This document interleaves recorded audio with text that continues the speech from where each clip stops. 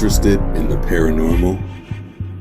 Murder mysteries, cryptocurrency, and thought-provoking interviews?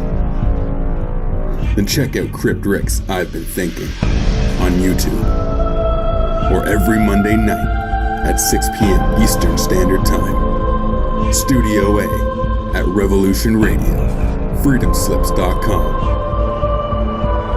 Welcome to the Crypt.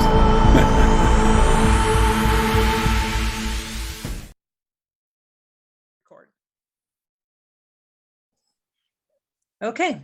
Hi, YouTube. It's been a while, but here we are. And I have with me today, Crypt Rick. There are several reasons why I wanted to interview Rick today. And that's because he has taken the time to go and speak with a veterinarian and ask that vet some questions about dog behavior around cadavers. And also, if we have time, he's mentioned a few times in some of his other videos and interviews that, he could see how David could not be guilty, and then he could see how David could be guilty. So I would like to kind of touch on some of those, on how he both actually, his view on what could lean him one way or the other, because I think that's really important. I think a lot of people feel the same way. They'll hear something or read something in the case, not quite understand it, and they go back and forth. I mean, if you don't know, what are you going to think? It's like, hey, so I get that.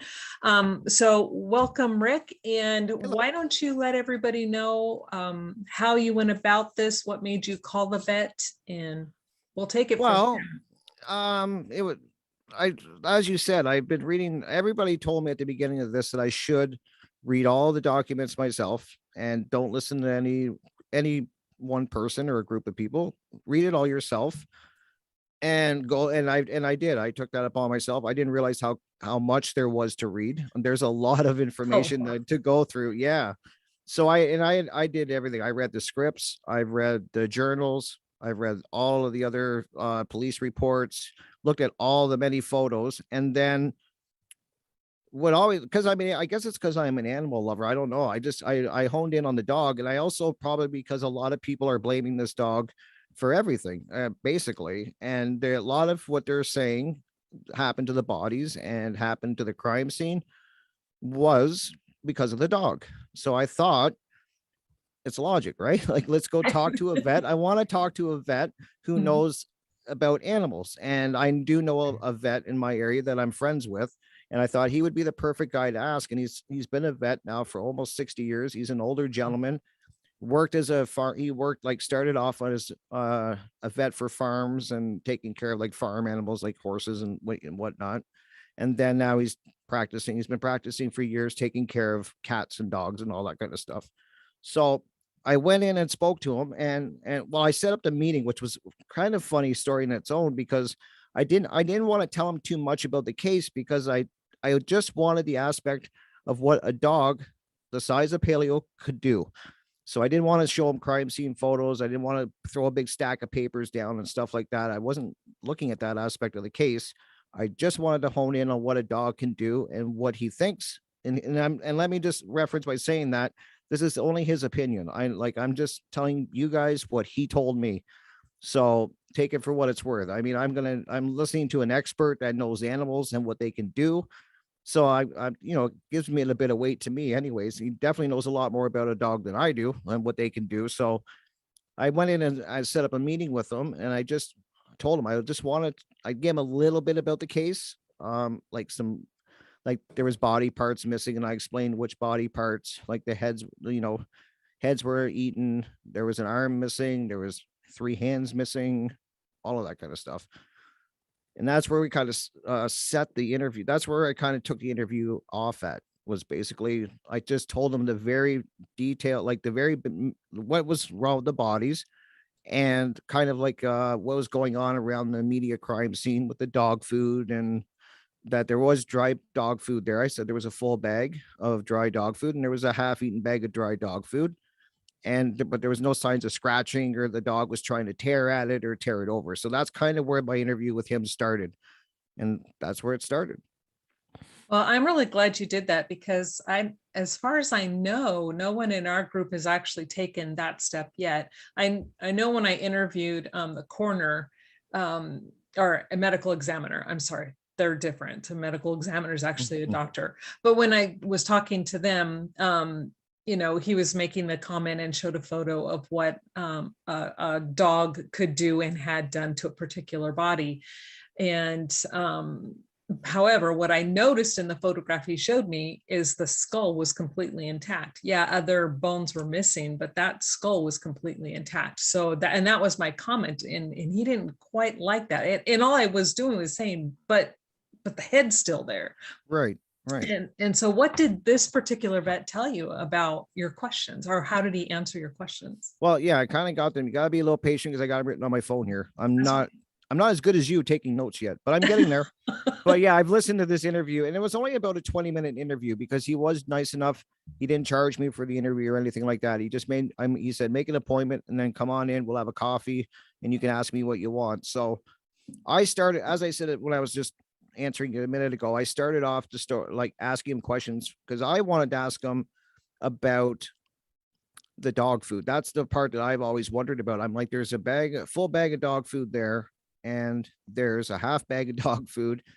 And I also asked him about the water because there was, from what I can tell, I could be wrong. I didn't see a water dish anywhere for the dog. So I said to the vet, he basically had 2 toilets that we know of that had water in them, from what I can tell. And if I'm ever wrong, correct me, Catherine, by all means. No, there was upstairs, not the downstairs. However, Right. From what I remember reading in the police reports, the downstairs toilet was closed. The lid Right, was closed, right. Upstairs was open. So you Right. really only had access to one. To one bowl, right? And I remember saying that to the vet. I was like, he only had basically access to a very limited amount of water, and unless a dog can flush the toilet, I mean, they blamed him for everything else, so maybe he can do that too. Right. But like, yeah. So I said, like, he only had that limited amount of water, from what we can tell. He only had like basically a toilet bowl full of water, and then I was asking about the dry food, and at first, like, I thought I kind of caught him in a moment because I said, "Is that weird that a dog would start eating like eating their owner if they have dry dog food?" And that the very first thing he said was, yeah, that's kind of weird. And I was like,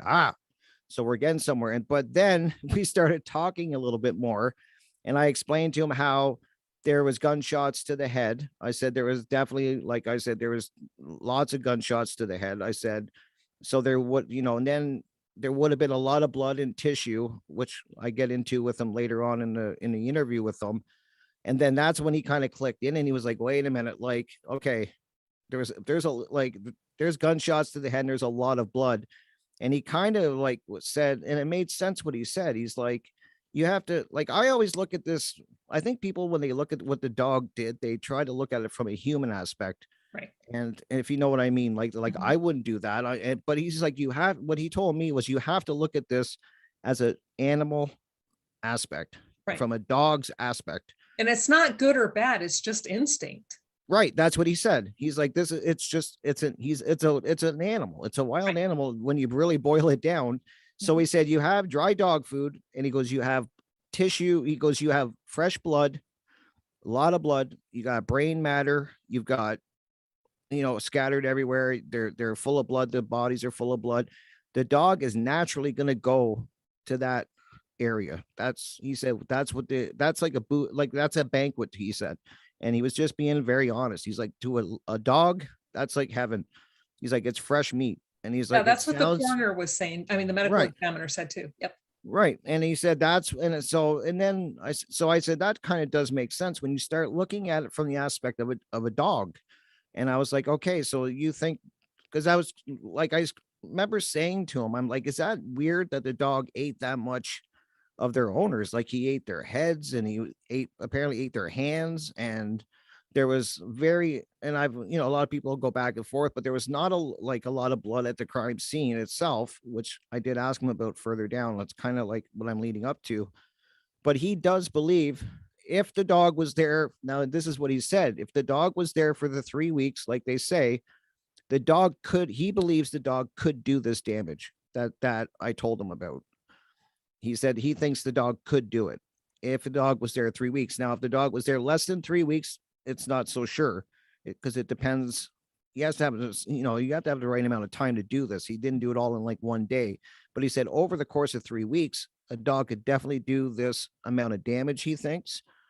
And I said, well, what about the water? And he said a dog could definitely live on that much water for those 3 weeks, because you have to remember that if he's eating on these bodies, there's a lot of water in the flesh itself, in the blood and stuff like that. So he said it would be enough, he thinks, for the dog to survive and do that damage. And I see this, I would have loved to ask him this question, because this is something I've often wondered about, because blood actually dehydrates you. Right. And human blood is different from animal blood. So it would be more of a dehydration factor. So how would that have affected the dog's health? Did he say that at all? No, he didn't actually, but I am going to write that down, and I will ask him, because he said I could always come back to him if I have any more questions or people have questions. He's more than willing to answer them. So I will write that down right now. Because when I was talking to the medical examiner, I didn't even think about that, because I was just so new to the case. And basically all I wanted to talk to the medical examiner about was the autopsy reports, because the garbage that we put up with, right. Oh, you don't know what it's saying. Okay, medical terminology is a finger's a finger, a head's a head. You can't switch this stuff up. And Exactly. so I really wish that I had known more about the case when I did talk to the ME. But one thing and another thing, I would like, if he's willing to answer this question, because I don't think this is possible. Is it, to me, and you may be covering this here in a second, but it's the specifics, just the hands, just the face, nothing else. To me, I've never seen a dog pick that. Will they go for where the blood is? Yeah, across the board, everyone has said yes, that's without question. Yes. But then the other thing is the large portions of skull that are found. It's not just shards, it's large chunks.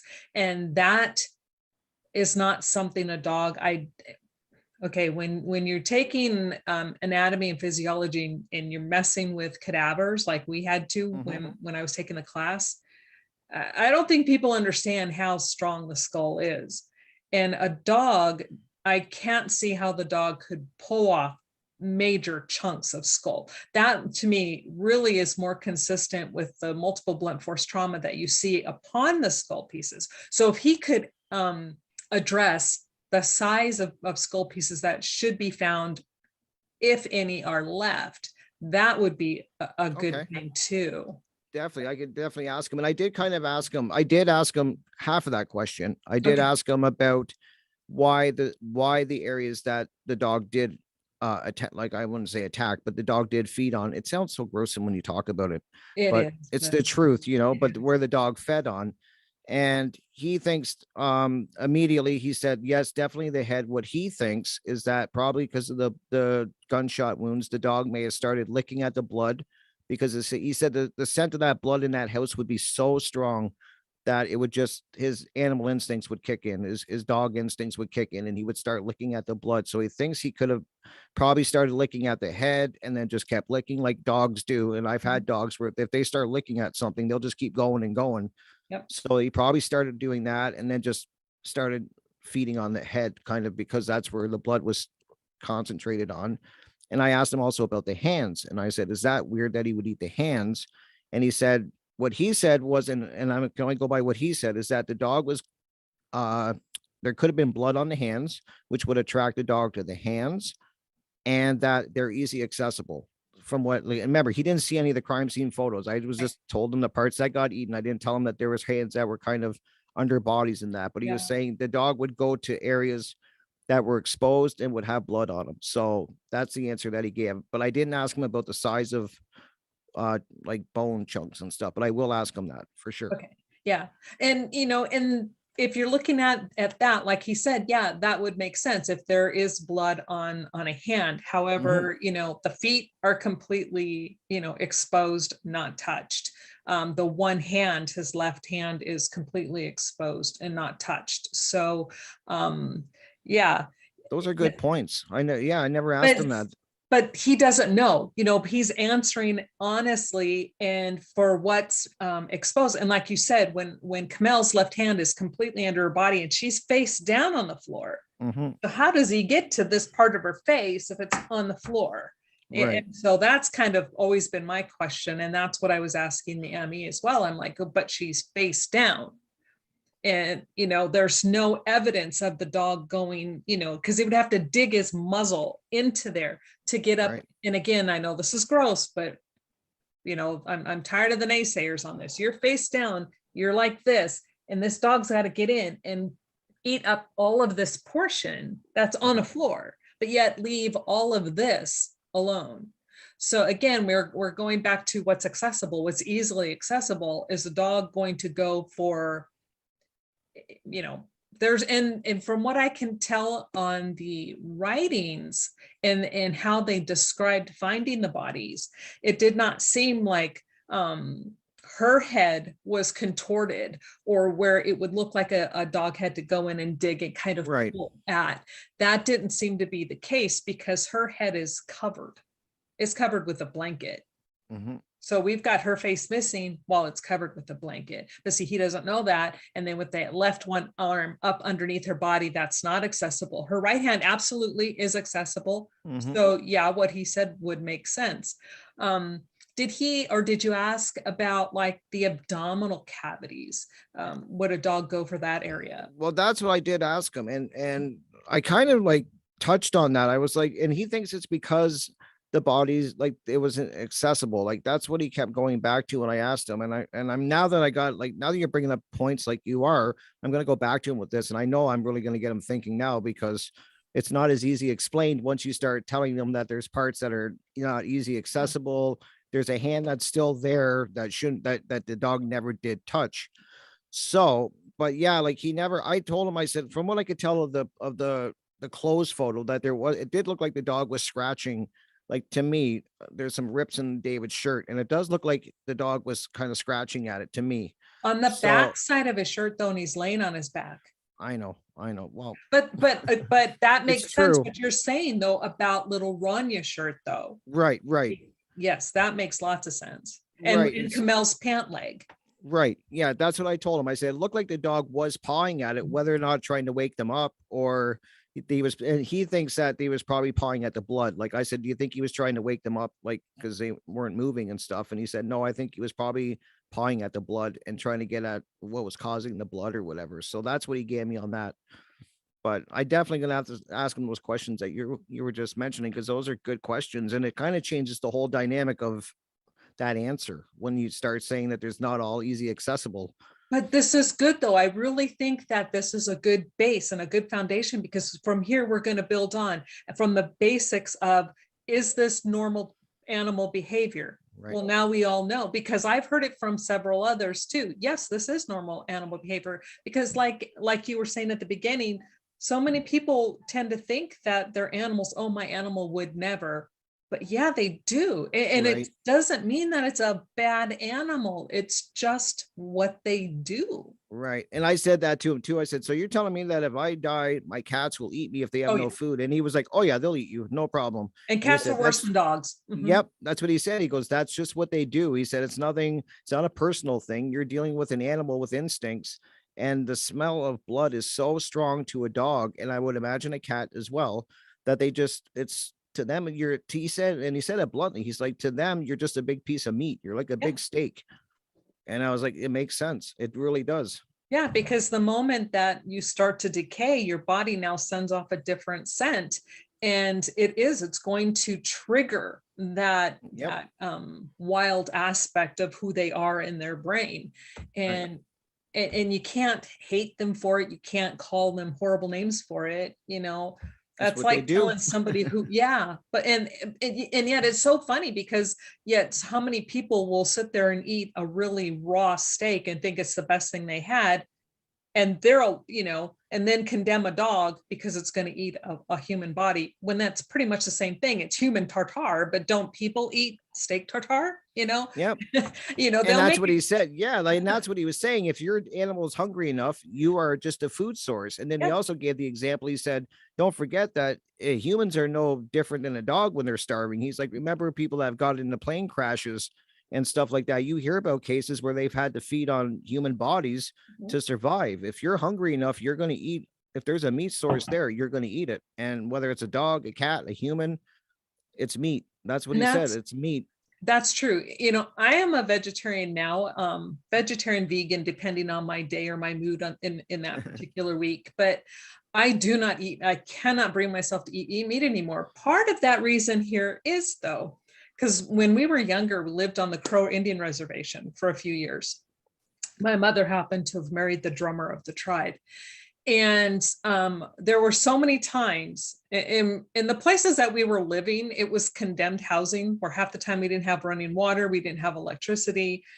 And even in the winter, we didn't have a refrigerator. But thank goodness in Montana, you could put your meat out and your food outside on your porch because it kept it cold. It was all snow and cold all winter long. But I particularly remember so many times we would be so hungry.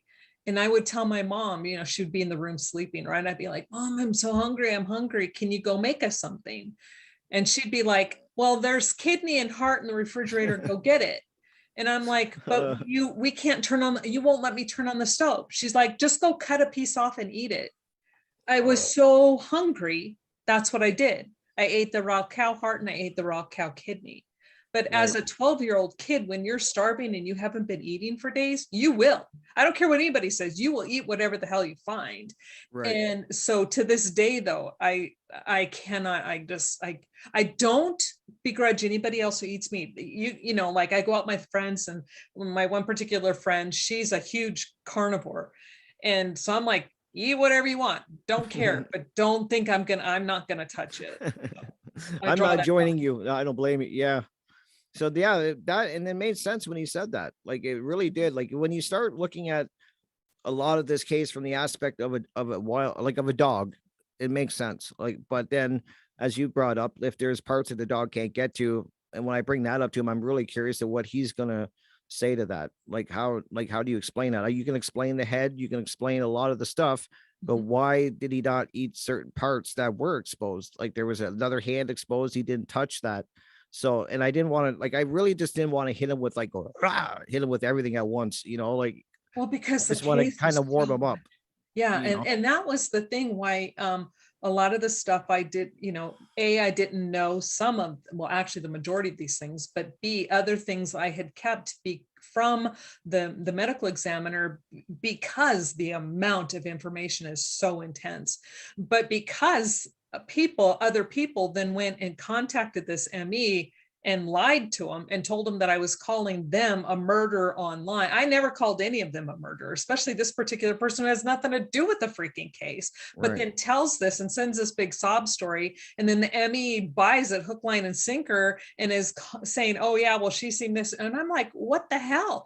Because I felt the interview went really well. He was very honest. And I stated what he said. From what he read in the reports, he stated he felt that David had done it.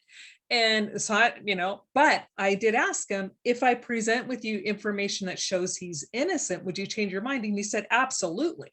Right. But at that point on that day, that's where he stood. And I'm like, cool. So I was going to come back for a second interview and then bring up this other information, especially when I found out that her head was covered with a blanket, her left hand was under her body. And then, like you just said, David's left hand is exposed. That is not touched, but parts that are covered are gone. How is that possible? And I mean, so that to me says staging of a crime scene again, and then blaming this poor dog. Is there anything else that you guys covered? Oh, I covered. Yeah. I asked him also about, because Greg was asking me to ask him, like Greg said, can you ask the vet what if a dog could eat that much bone, and would it hurt the dog's insides and and all of that? And I was like, I'll ask him. So I did. And I said, like, can a dog eat that much bone in that amount of 3 weeks? And would it hurt the dog? And he said, absolutely not. He said, dogs, that they can chew that much bone, they'll break it up over time.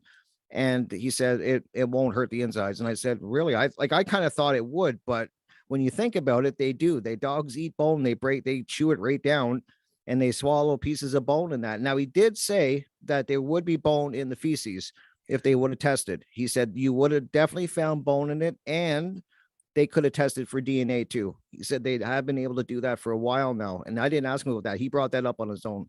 Wow. Oh, wow. Okay. See, that tells me a lot right there. Right. So, my brain, and that's good to know that their intestines can digest Yep. it to a point. And that makes sense because when, as you're saying that, I'm like thinking about when, I was younger and we had dogs. And when I have friends who have dogs, what do? You go to the butcher and get the bones, right? That's what he The cow said. bones. And yeah, they eat those suckers. So That's yeah. what he said. He goes, because he has a dog, because it's a vet. He has his dog there all the time. He said, I go to the butcher all the time. They got boxes of bones, different size bones that you can pick for your dog. And he said, I get the big bones. And he goes, my dog will chew it right down. Like you'll give it a big bone, he said. And within like a week, it's nothing left. He just eats the whole bone. And I was surprised that a dog wouldn't get any damage from that. And he said, no, Yeah. they're designed to do that. He said that's not going to hurt the dog at all. So I did ask that question for Greg. Okay, good. And then now that hopefully will be settled and put to rest. But it is interesting because what he said goes along, because when you were telling me that you had done this interview, I went and I did some more research and reading, and there was a site that I came across, and they stated the same thing that this vet said, is that you will find visible pieces of bone within the feces. Now, they might not be big, huge chunks, but you will see visible proof of bones within that feces. And then if you test it, you will find the DNA of, Right.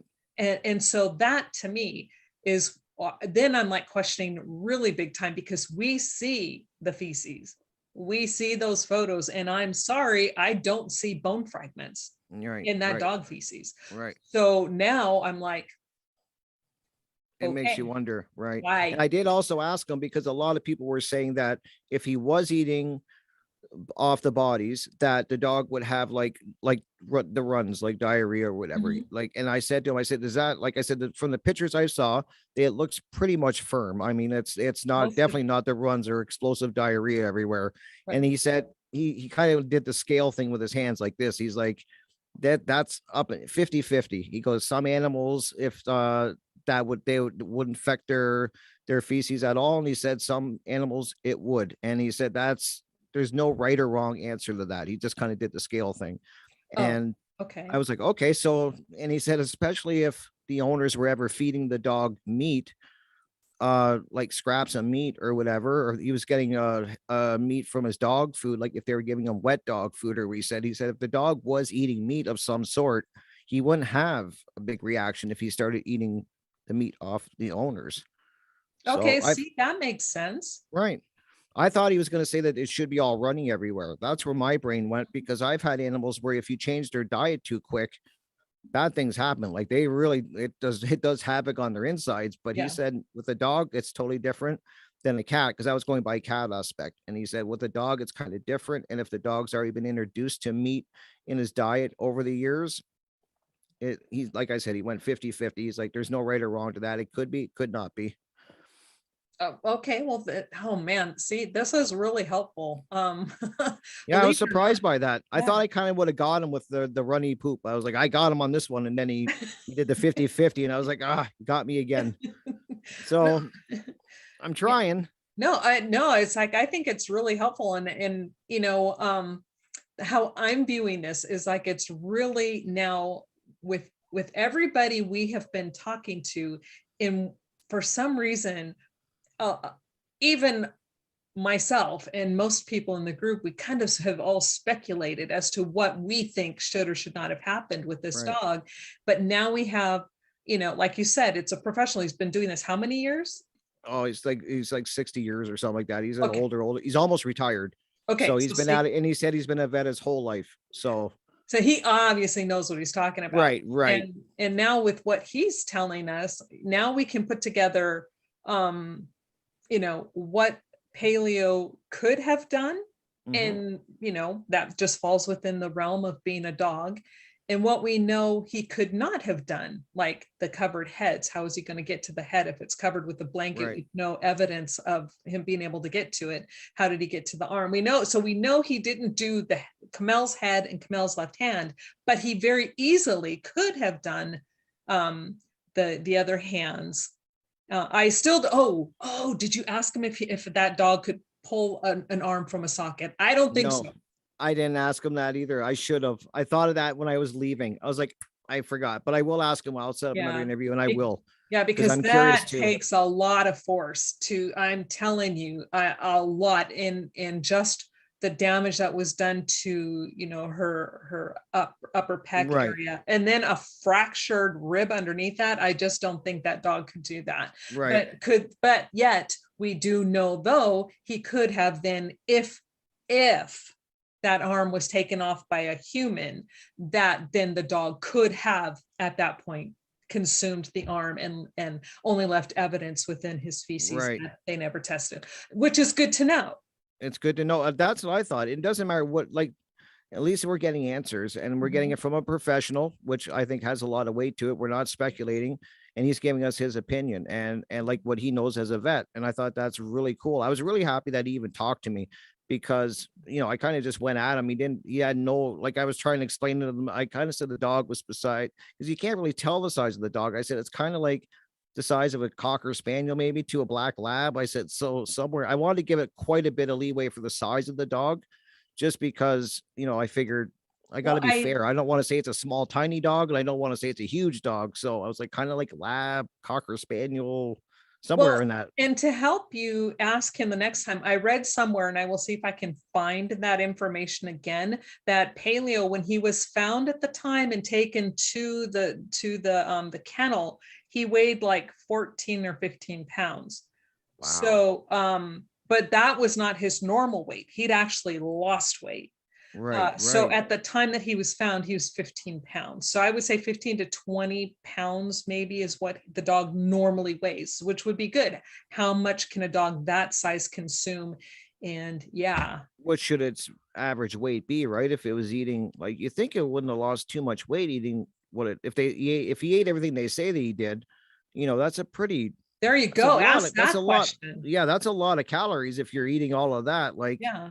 So I wonder, that's a lightweight for a dog that size, I would think. Yes, the dog had actually lost weight. It was described as thin.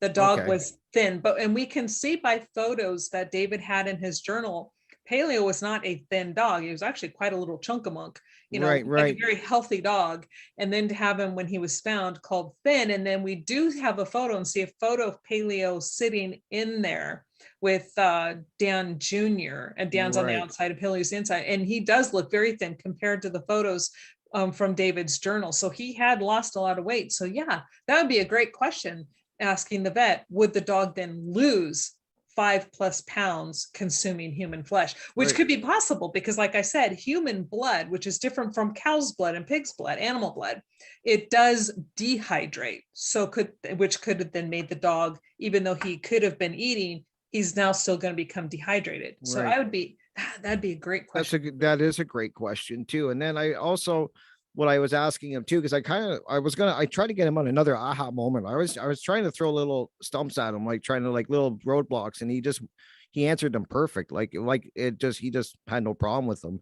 And I was asking him, I said, like, from what I can tell of the crime scene photos, there's no bloody dog footprints anywhere. I said, if the dog's walking around and he's eating, I'll go with you on the journey that he's eating on these bodies and he's clawing at them, but he's going to get blood on his paws or around his lips, like in the fur of his mouth and stuff like that. And I said, you don't see any bloody paw prints anywhere. I said, like, at least I don't, and I don't see any on the couch. I don't see. There's none. And he said that's probably from the dog. He said, you got to remember 3 weeks that dogs lick a lot. And if he's going around, he's going to be licking at that blood. So he's going to be licking the blood. And I said, and that's why when I was leading up to, and I said earlier that I was telling him about there's not a ton of blood at the crime scene. And he did say that that's probably because for 3 weeks, that dog was going around licking everything. And he'd be licking at if there's stuff on the ground, like brain matter, or anything like that, the dog would naturally go to that. And I said, so you think if there was bloody paw prints on the couch, he could lick the couch enough to get rid of those prints, like clean the couch. And he thought the dog could do that with that amount of time. He thought that the dog could clean his paws. And I'm just going people by what he told me, that the dog could clean his paws enough that there wouldn't be any blood if there was blood on his paws, and the same around his mouth. That the dog, it's possible that the dog could have been kind of like cleaning up all the blood around the crime scene. And if there was any like paw prints on the furniture, he might have licked that. But then now I have a question for him that I'm thinking about as I'm talking right now. If that's the case, and he was licking the paw prints up, why didn't he lick the blood up on the chair? That big pool of blood on the bottom. And the blood, that the spatter that is on the floor. Now, Right. here's the thing. And again, and this is why I say, and I honestly believe he's going to change that opinion in this case, because he doesn't know everything. He just is going by generalizations. And generally, yes, that is true. A dog will go and look it up. However, when they sprayed the areas with the amino black, which is a luminol type product, you don't see cleanup. And now it would still be picking up the tongue swipes on the floor of the cleaned up blood. You see none of that anywhere. There's no evidence of a dog licking up blood, but yet we see on the footprints where blood had been swiped underneath, that had been cleaned up. You don't see it to the naked eye, but when they spray it, it's picked up. That's the hemoglobin is still picked up. So you see where a swipe pattern there. So which is not the dog licking. It was cleaned up, new things put on top. I mean, it's layered, so you clearly see that. But again, if he were to see those crime scene photos or even get more of that puzzle, then I really honestly believe he'll be like, oh, wait a second, because there's that one section where, and I could be wrong, because to me it looks like a bloody handprint on the floor, because there's quite a bit of blood in one spot, but then some spatter. That dog would have gone around licking all of that up while it was fresh. Right. Well, that's what I mean. You can't we can't have it both ways. Right. If you're going to say the dog was licking up all the blood around and cleaning up the crime scene, well, he's very selective is what I'm saying. Like, he cleaned his paws, he cleaned his face, he cleaned up a lot of blood on the couch or wherever he was sleeping, and there was blood everywhere. Like, if his paws were tracking blood, but why not clean up what you were just talking about? Why not clean up the circle of blood on the lazy boy chair at the bottom of that? That's a big stain. Yeah, well, he would have been chewing at that chair. Right. Why so selective? That's a good point. And I'm going to have to give him the photos, I guess, because I think that's going to make it a lot more clear for him when he starts seeing a bit more of the evidence. Yeah. And too, with those prints, when they were put down on that floor, regardless, we're not going with how they got there. However, those prints got on the floor, some believe they're actually foot. I did the comparison. I'm working on that video. It doesn't match up. Or did somebody put them there? Doesn't matter. It was still fresh blood at that time. And the dog should have gone straight to those larger areas. And therefore those wouldn't even have been there anymore. They would have been like swiped and smudged and everything all over. That would be a good thing to ask him. I'm gonna definitely give him the crime scene photos. I'm gonna have to, I'll ask him. I shouldn't say I'm gonna give them to him. I'll ask him if he'll look at them when he has a moment, because I do think that I'm very curious how he's gonna explain that away. That, like, I mean, why would he be so selective, and why leave the hand behind? Why? Yeah. So those are good questions, and I'm hoping he will answer them. I'm hoping he will. Yeah. And I think he will. I mean, but like you said, he's very knowledgeable and brought up some really good points. Was there anything else you guys talked about? I asked him because I heard in another interview that people were saying that the bodies should have, and I'm not sure where I heard this, but I do remember people talking about it, that the bodies didn't have like maggots on it. There was no like flies around it and stuff like that. So I did let him know that this was winter in Minnesota. And that didn't shock him at all. Like, he's like, there wouldn't be any flies, there wouldn't be any maggots. He said they just don't appear. They have, maggots are coming from the laying of eggs. Right. And he said, that doesn't surprise me at all. He did say, like, there would, like what you guys have covered before, there would be bloating. There would be like all the things you described with a deep decomposing body. He said that's what you would see, but I'm just saying, I wanted to answer that question because I know a few people were asking it. Of like, they said, well, they couldn't have been there 3 weeks because there was no maggots, there was no flies.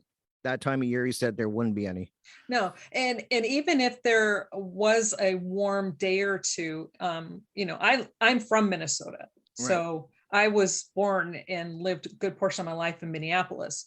So I know Minnesota weather and I know Minnesota winters. But if there's a warm spot, could a fly then kind of hatch somewhere? Sure. But this is in the middle of a cold spell in winter, snow on the ground, and flies, what, they only live maybe 24 hours. It's not, they don't live very long. So you would not expect to see any maggots or fly activity in that house at all. And that's why I addressed it though with them, because I know, like I said to him, I said, I'm not even sure if you're going to know this. I just kind of threw it out at him because I do remember hearing people in the video kind of debating that and saying, like, why is there no flies? Why is there no maggots? That shows that the bodies weren't there or they were moved, blah, blah, blah. You know the story. So I was like, I'm just going to ask him. And then he jumped right on it. He's like, at that time of year, you're not going to have that type of stuff. He's like, there's no flies. It was normal to him.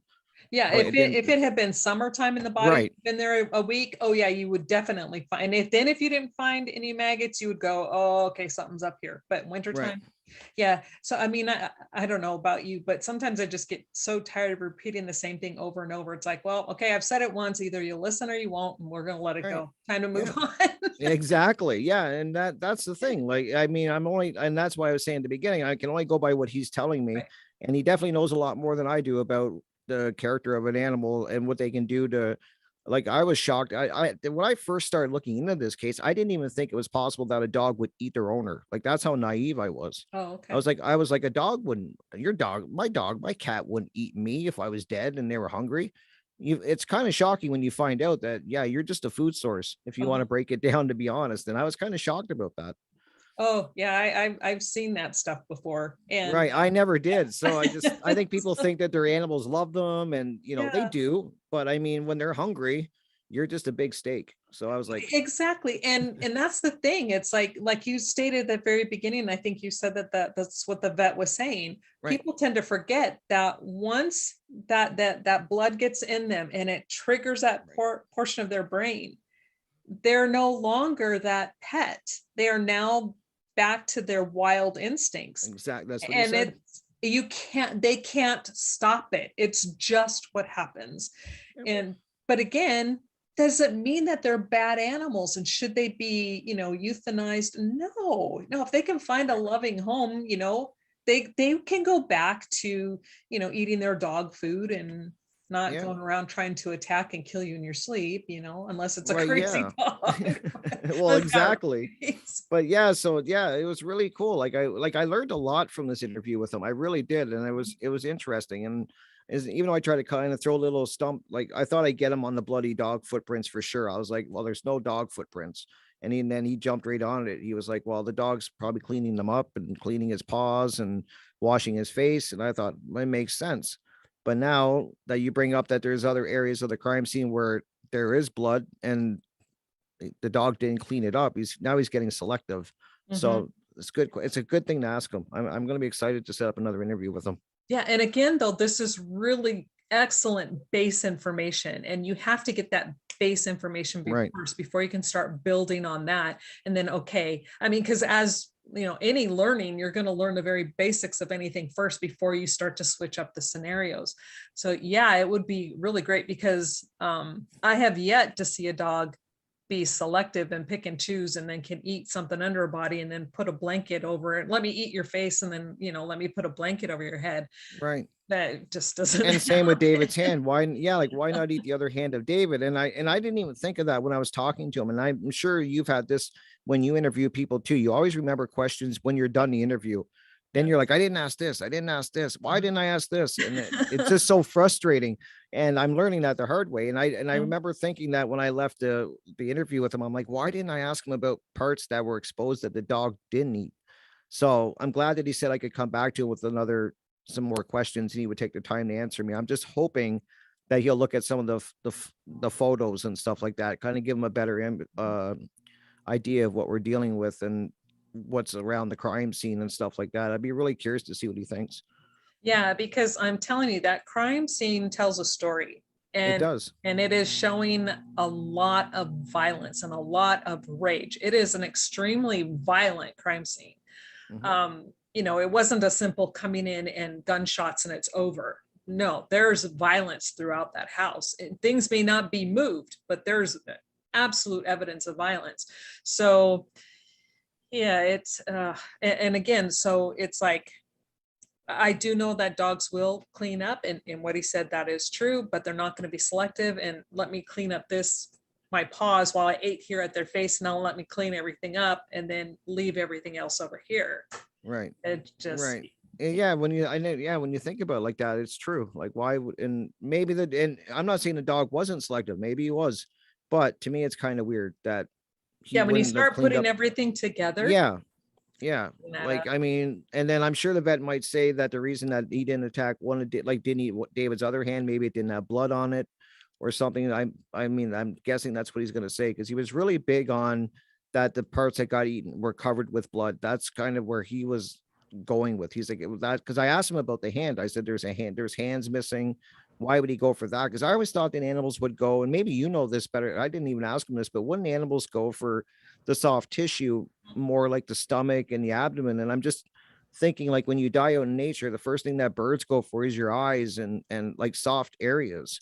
So why is it as simple as they were wearing clothes and that's why the dog didn't go to those soft areas? Or Well, I don't know. The ones that I've seen before, and this could be a breed behavior as well. I've seen some situations where it didn't matter if they had clothes or not, they still went for the abdomen and got it. Okay. But yet what he said makes sense. If there's actually active bleeding and active tissue, they're going to go to that area first. So that makes a lot of sense to me. Right. Okay. I just yeah, But it's a good here's the question. thing. As soon as he said, when you were telling me that he said that, there on the video, on one of the pictures, you see where I think, to me, it looks like on David's left leg toward the upper part of the thigh and the hip area, where you see it looked like the dog was scratching at his pants, ripped a hole, and there is visible skin where it looked like he clawed at that skin, and now you see muscle underneath or skin underneath, but yet he didn't eat that. That's a good point. So yeah, because I did mention that the dog was pawing at him. At least that's what it looks like to me. But that's true. Why wouldn't he, if he did make all the effort to go through and paw at him like he did, why wouldn't he start eating that area? If he's going to choose a hand that doesn't have blood on it and then totally bypass active raw flesh. See, again, this is where things start to just not make sense. When you look at the entire picture, it's like, oh, okay, yeah, one of the things he said makes absolute sense for one part of the scenario, but does not fit the whole scene. So when you start pulling all these things together and getting all these aspects, and you have to look at it as a whole, it's an entire puzzle. And so that's when you have to start to question, go, okay, we don't see bone fragments in the feces. Not all of the blood is licked up. There's no evidence of licked up blood on the floor when they sprayed the amino black. There's, choosing pieces of body to eat, large portions of skull. That doesn't happen when a dog is gnawing away at a bone, which is more indicative of blunt force trauma, where you're breaking off large sections of skull. So yeah.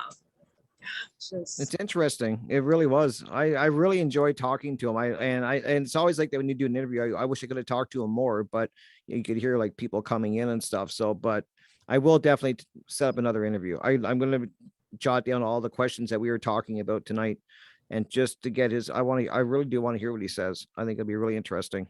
Oh yeah, I mean, and yeah, I'm so grateful you did. I love to learn new things, especially from me too. A perspective of someone who knows what they're talking about. Well, yeah. I don't, yes, I can speculate. My brain can run off into some wild fantasies, but at the same time, I don't want to just, it's okay to talk about that and do some brainstorming. But when it's coming down to, okay, let's settle in with what we think really happened, I don't want to mess with that, because it's here, it's a fantasy, I guess. But now we have some good solid bases to take off from and start building the picture to the scenario. So I'm really grateful for that. And if you don't mind, if I can jump subjects here for just a second. You can go anywhere you want.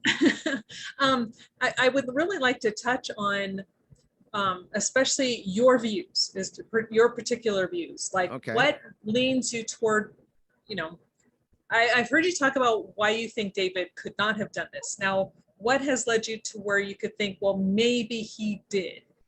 So if you could. Yeah, well, I'm being very honest when I tell people I'm bouncing back and forth. It's the truth.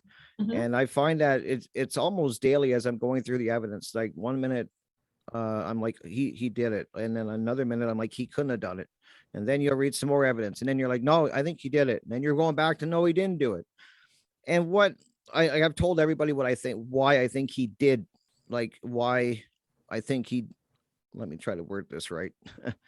Like I have my reasons why I think that he did not do this, because a lot of the evidence to me from what I've read in the reports and I've looked at all the photos, I just can't see him doing this. And it's just because of a lot of the questions, like the bullet in the ceiling, the bullet in the floor, stuff like that. And when you start adding it up, it just leans me to the he couldn't have done this. It just doesn't make sense, and it doesn't add up when you start looking at it. Well, it's physically impossible. Yeah. Right. And I will tell you why I think he could have done it. I mean, I will Okay. get there, but and then as I was telling other people, I spoke to a gunsmith who that's what they do for a living. They work with firearms and they know bullets. They know what bullets can do. They know uh what guns can do. Like they just know. And I remember when I was telling him about the bullet in the ceiling, and the first thing he said, he was like, "Well, there must have been tons of blood on the ceiling." And I said, "No, there wasn't any blood on the ceiling." And he's like, "That doesn't make like the first thing he did was like that doesn't make any sense."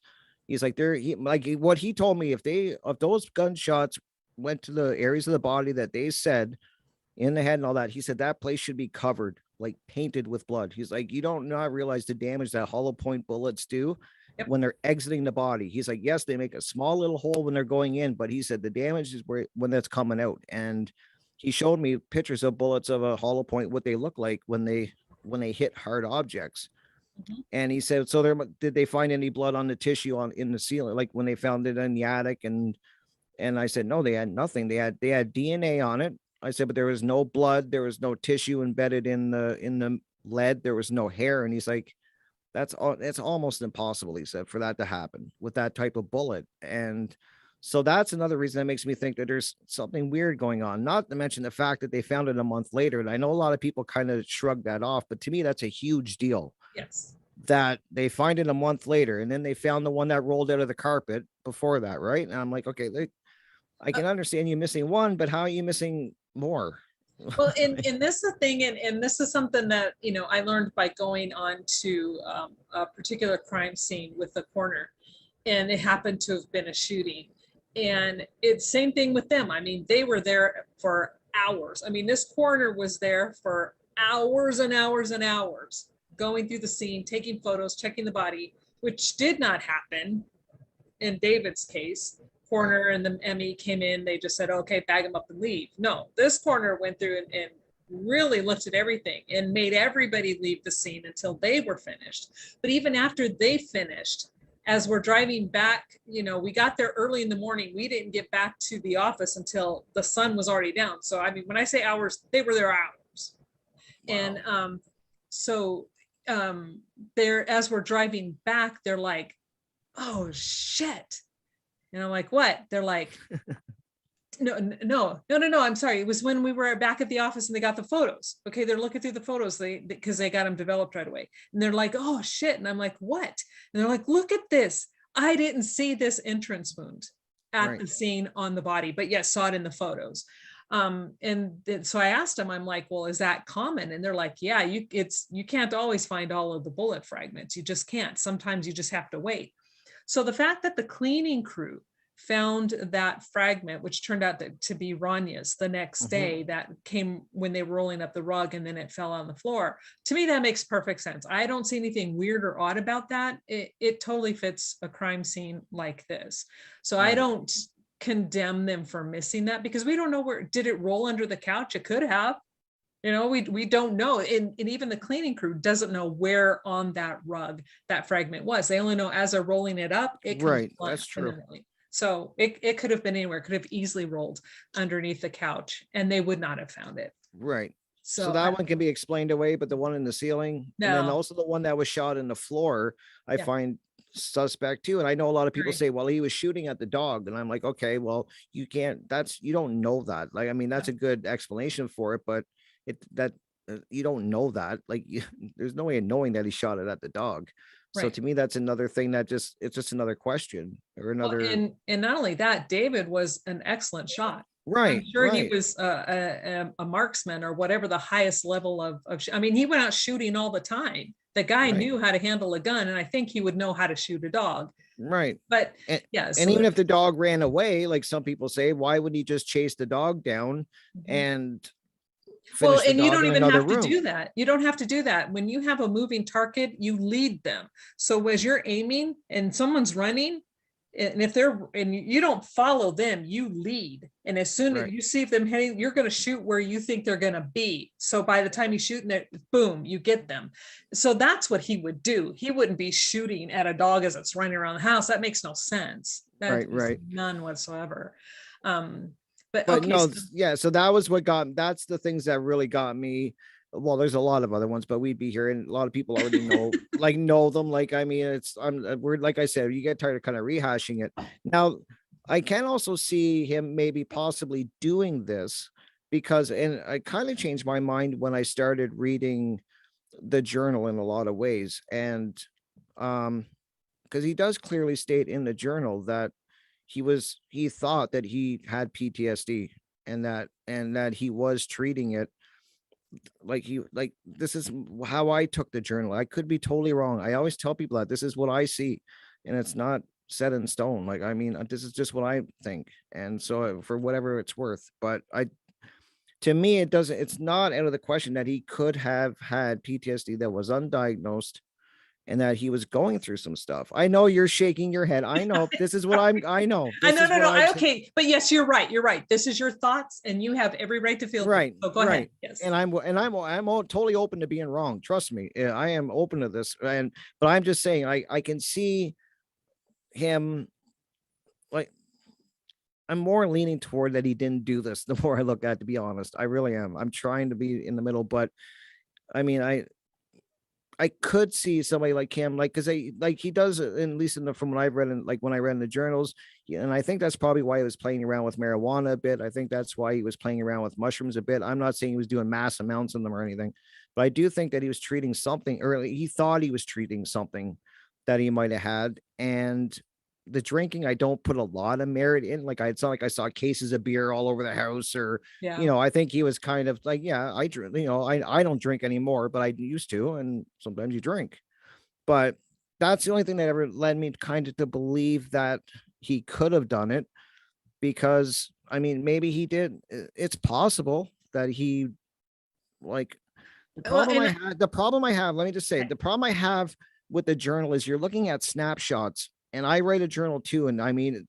you're writing a section that is for that moment, but it doesn't define your whole like day or anything like that. So I hope I'm wording this right. No, I you know, are very well. like, yeah, it's like like 1 minute I can write in my journal, oh, I'm having a horrible time and my cat broke something, and that cat is annoying me, and I wish my cat would just leave me alone. It doesn't mean I don't want my cat or anything like that. 10 minutes later, I'm playing with my cat, we're having a great time. So I'm saying, like, that's another thing that's making me always bounce back and forth. Yeah, he did say some harsh things about his daughter in the journal. You can read it. He did. It's just there. It's the facts. And I do honestly believe, and I know people can say I'm could be wrong, but I do think he was struggling with something, and that's up for speculation. It could have been, him being a father, him being trouble with his daughter, because you kind of read that he's kind of up and down in this journal with, like, having trouble with his daughter and adjusting to being a father. And I do think that remember he was in he was in a war. That's the way I look at it. So I mean, to think he has maybe PTSD that's undiagnosed is not a stretch for me. And then could he snap? It's possible, Catherine. It's possible. Well, and I could see, I do see how you feel that way, and that's where your understanding lies. But I spent over 10 years working with military guys Right. alone in their hospitals and in their clinics, their little that they have on the post when they just need to have a checkup, but they don't need the hospital. They would go to the Right. clinic instead of the ER. I did this for 10 years. I've watched these soldiers. I've seen PTSD. And I mean, was David affected?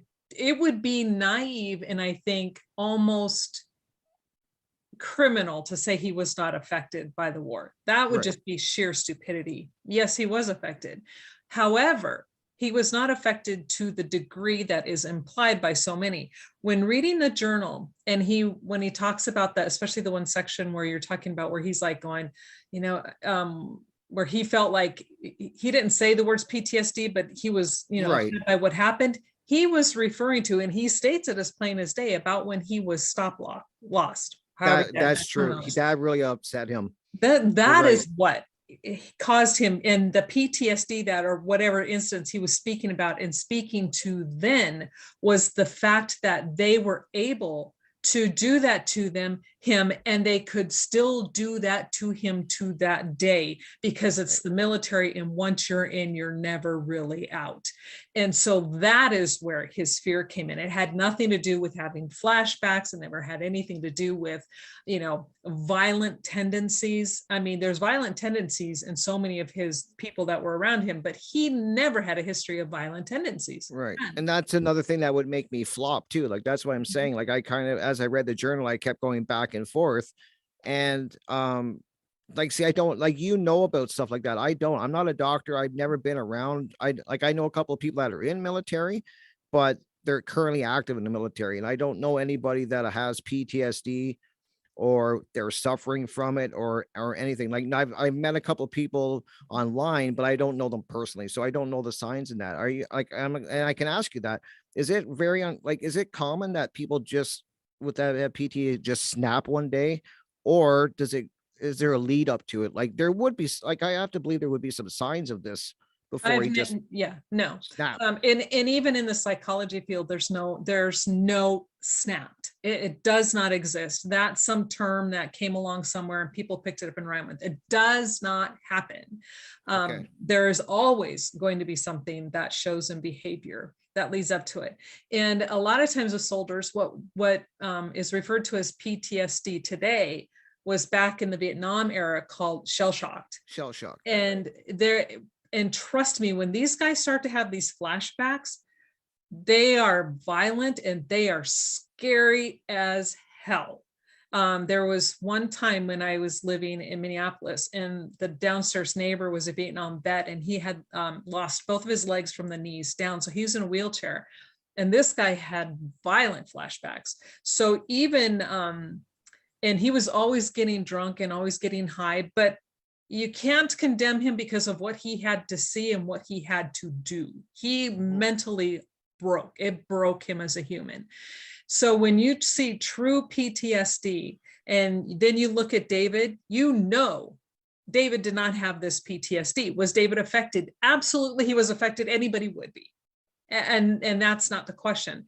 But did he snap due to time in war? Oh, hell no. It just doesn't fit. But and then we also read in his journal where he talks about, he was frustrated with being a dad. And like you said, you would be an absolute liar if you read that journal and then tried to say he was this perfect father. He wasn't. Right. Sometimes he was a downright asshole. End of story. But being an asshole does not make you a killer. And so as you're reading his journal, and again, we have to remember, he wrote this never knowing it would be public one day. These were his private thoughts, his private struggles with being a dad. And again, not uncommon with guys that I saw in the military.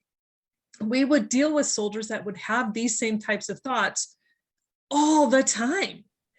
So it's not, and again, maybe it seems odd and abnormal to people who don't deal with guys that struggle with this. But you have to understand, these are soldiers that 9 times out of 10 marry because they're going to be sent off to war. Right. And that's it. They meet somebody and it's all fresh, it's all new. That's when everything is really at its peak and at its height. And then you leave, and then when you come back and there's a child, it Yeah, messes that with them. that would be huge. That would Yeah, be, and that was huge to David too, right? Like you can see that it really too. was, because he wanted to spend time getting to know his wife, but he couldn't because he had to be a dad. And now people are judging him on that. Don't judge him unless you've been in his shoes. Don't judge him. And I really wish many people would not. And then as you're reading through the journal, and this is kind of what, leads me to realize how much he loved his daughter. Yes, he was angry and frustrated and resentful, or maybe resentful is not the right word, but wish he'd done things differently Right. at the beginning. But then he reaches a point in his journal where he's like, he writes about a time when he got upset at something that she did. Nuts. There were nuts on a counter on the table. Right. And he was so angry at her. And then you're watching him read, as you're reading what he's writing, he's going through this whole post. And then at the end, he's like, what kind of dad am I to get upset over nuts on a table? Was it really worth it? Hurting her psyche for that moment in time, that brief moment in time, because she left nuts on the table and she was hungry. That is when you have someone who realizes and acknowledges, and it's like this light bulb goes off going, oh, holy crap, what did I just do to my kid? I can't do that anymore. Mm-hmm. She's so much more valuable. And he says this, as a human, she's valuable. I should be encouraging her and loving her and uplifting her. But instead, I focused on that. Who am I to do that? Right. And So, that's what I was saying. These journals, you have to be careful because they're a moment in time. They're you can't judge it on that one. Like, yeah, like you were saying, they're like snapshots is the way I look at them. And that's the way I see my journal. It's a snapshot of that moment, what I was feeling or that day, but it's definitely not defining how I am every day. It's not right. defining. And I've said this in other interviews too, that I've done with other people on this case. The journal, yeah, he does say a lot of mean things, but I also see as the journal goes on that he's also be growing as a father. And Yes. I do see that. I see him coming to terms with being a father, and I see him embracing it, and I see him trying to do things different. What I don't see in the journal, from what I've read, and I don't see a man going into madness or something like that. I don't. And that's another thing that makes me believe that he might not have done this, is that when you have the police department looking for a year to try to find any motive, and they looked, and believe me, if they could have found motive, they would have. If they could have Yes. tagged motive on this because it helps their story, they would have threw it at us. They would have said, this is the motive, we got him. And they found nothing in a year of digging. They went through everything of that man's life. You guarantee it. They went through everything of that man's life to try to find anything, and they can't. I don't know. So you either Yeah. got to believe that there was he snapped out of the blue with no lead up, or he didn't do it. I mean, you can't have it every way. Right. So And- that's why and- I'm always leaning that he didn't do it now. Right. And I want to go back to what you had just said about his journal, because, and so many people say he was spiraling down. I don't see it. That's not true. His journal shows him spiraling up. He Right. starts out really depressed and going, oh my gosh, why did I have a bratty kid? I'm not ready for this. I can't spend time with my wife. This kid is sucking our energy. And I'm sorry, as a new parent, I don't know. Most parents go through this at one point or another, and you would be lying if you said you didn't. Right. But toward the end, and then somewhere in the middle, where one time Rania did something, or he got upset with her, and then he's writing this, and then he's like, wait a second, I just realized why I got upset at her. My dad did this. I am being my father right now. And again, something every parent, we all do it at one point or another. We're like going, oh my God, I just channeled my mother, right? Or my father. And this was his aha moment. And then he's like, I don't want to be that. So whatever experience he was remembering he went through with his dad, and I am not condemning his dad, because every parent makes mistakes, and every parent is a great parent at times, and every parent is a really horrible parent at times. So he must have thought of this moment in time where his dad was not being a good dad. And he then realized he was doing what his father did to him. And he says, I am not doing this. I can't do this to her. She Right. deserves better. And then from that point forward, throughout the rest of the journal to the very, very end, at one of his very last entries, he's like, he did it. He's like, we connected. We're happy. She talks to me now. Mhm. That's not a spiraling down. That yeah, and So that's what I agree. That's what I saw when I was reading the journal too. I was expecting for what I was hearing from other people to see this big spiral, like him having breakdowns and him like going like I guess it's what you think in your head of what a spiraling like somebody going mad is. I guess you can probably blame Hollywood for that, like right. this image of somebody going crazy, but I don't see it in there, and I'm open to being wrong, but I don't read it in there. I see what you see. And to be honest, I see somebody that's adjusting to being a father and coming back. He just came back from a war. Let's not forget. Like, I mean, he was in a traumatic thing with the war. Then he got sent back, and then came home. He's got a daughter. Like, that's a lot for a young man Yep. to place on his shoulders. Like, I mean, everybody would be struggling at times. And I've never said he was perfect. I've never heard No, you no, say he no. was perfect. I've never heard anyone say he's a perfect person by any stretch. He No. was struggling with stuff. Yeah, and and if I were to be honest, if I were to meet him in real life, I probably would not have liked him as a person. And because he's a very strong type A personality, I am a very strong type A personality, and those generally clash. Oh, for And sure. so, yeah, so I know with my personality, and I see who he is. I'm watching his interviews, I'm reading his journal, I'm watching what he's doing, and he's very driven and straight to the point and honest. I could see where we would be like button heads left and right. But that would not mean that he wouldn't be a good person. It just means our personalities would not match. So, people who go around going, oh yeah, you're just doing that because you're just, no, that's not it at all. I'm trying to look at this from a realistic point of view, from an unbiased point of view, because if I wouldn't like him as a person and I'm still defending him, for me, that kind of tells me something about what I'm seeing in the case. And yeah, is there anything else other than That's where he talks about where you no, see he could have done it? no, that's about yeah, that's about it. Like I really am trying to stay in it's hard to stay in the middle because eventually You eventually have the to be. evidence is dragging you to and I kept going over and over the evidence. And I'm like, I'm missing something. Like, I don't know, maybe it's in, maybe because he's an American soldier or something. And I don't know, maybe something makes me want to think that, he couldn't do it. And I don't want that to cloud it. That's another thing. Like, I'm like, I have to look at it in the middle, and that's what I'm doing. But You can't. You're going to have to make up your mind. yeah, like you can only look at so much evidence before and it's, like I was saying in another interview, it's either horrible police work at best or it's a cover up at the worst, because there's so much they didn't do. They didn't test any like certain things, and they didn't explain things like that big blood stain on the lazy boy chair. Why was that? That is huge to me. Why would you not test that? Why would you not test the Yeah, dog feces? exactly. They had that big spot on the Yes, footrest on the chair, but yet there's no blood on the rug underneath it. right. Explain that to me, please. The blood on the magazine that Mhm. and then when I started talking, the more that's why I kept leaning more and out of that he didn't do it, is because as I talked to the vet, and then I talked to my friend who's a gunsmith, and he's telling me that what this ammunition can do Oh yeah. and stuff like that. And even my friend, I was just telling him about the case, and he's like, that sounds really weird to me that he thinks there should be blood everywhere. That's Oh, what there he's should saying, like be. the There should walls, the ceiling. be. Mhm. And he said, if you have that many gunshots in somebody's head with hollow point bullets, the whole room's going to be covered. The walls, the ceiling. There are four head wounds Right. that they logged. There's a fifth bullet with Kamel's blood on. So Kamel has 3 with her, but they do log 2 wounds to her head, one Yep. to Rania, one to 4. So we have 4 head wounds. Where's the blood? And where's the brain matter? It's not to be found.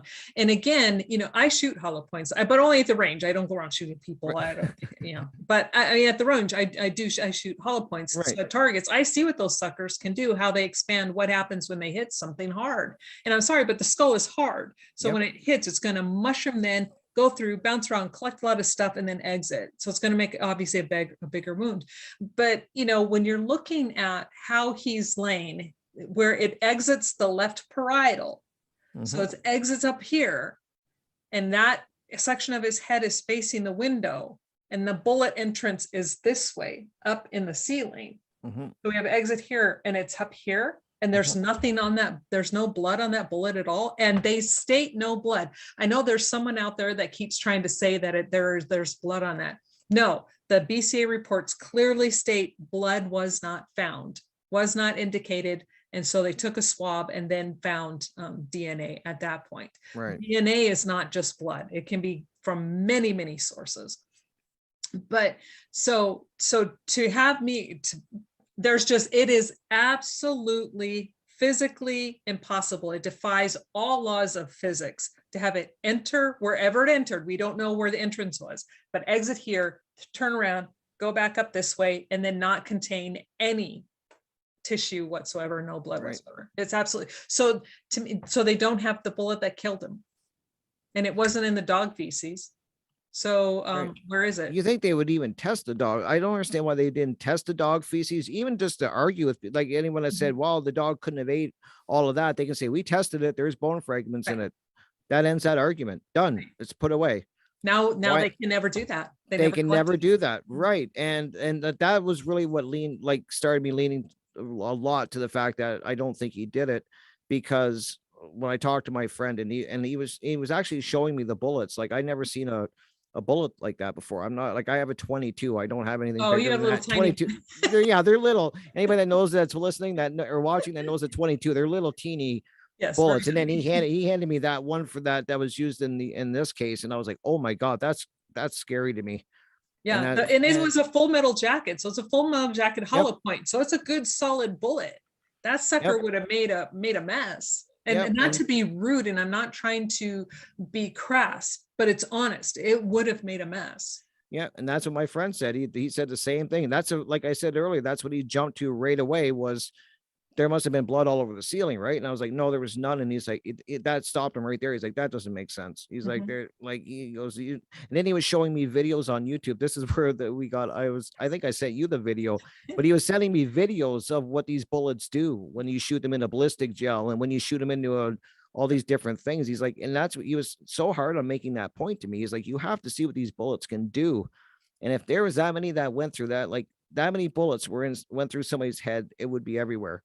And then I went and looked at crime scene photos. I want to see what gunshot photos, like from old crime scenes, would look like. And there's a lot of blood when you see from one shot from somebody that's shot in the head. I remember seeing one photo, and the whole wall behind the guy was covered, like painted. And it depends on what they're using. Like a shotgun obviously leave more than a handgun. Oh, for sure. Right. But still, like you said, every photo you see, there's brain matter, and there's blood, and there's usually chunks of little pieces of skull everywhere.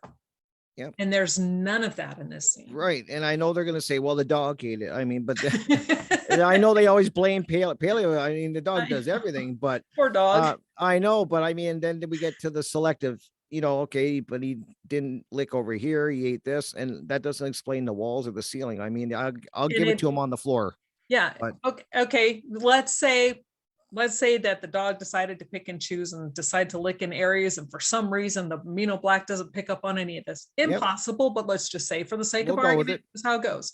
But yet, if it's exiting the left side, there should be spatter all over that window or that curtain. Well, the window was open, so it should be all over that window, because he was only a couple of feet away from it, 3 feet maybe. There's nothing. Right.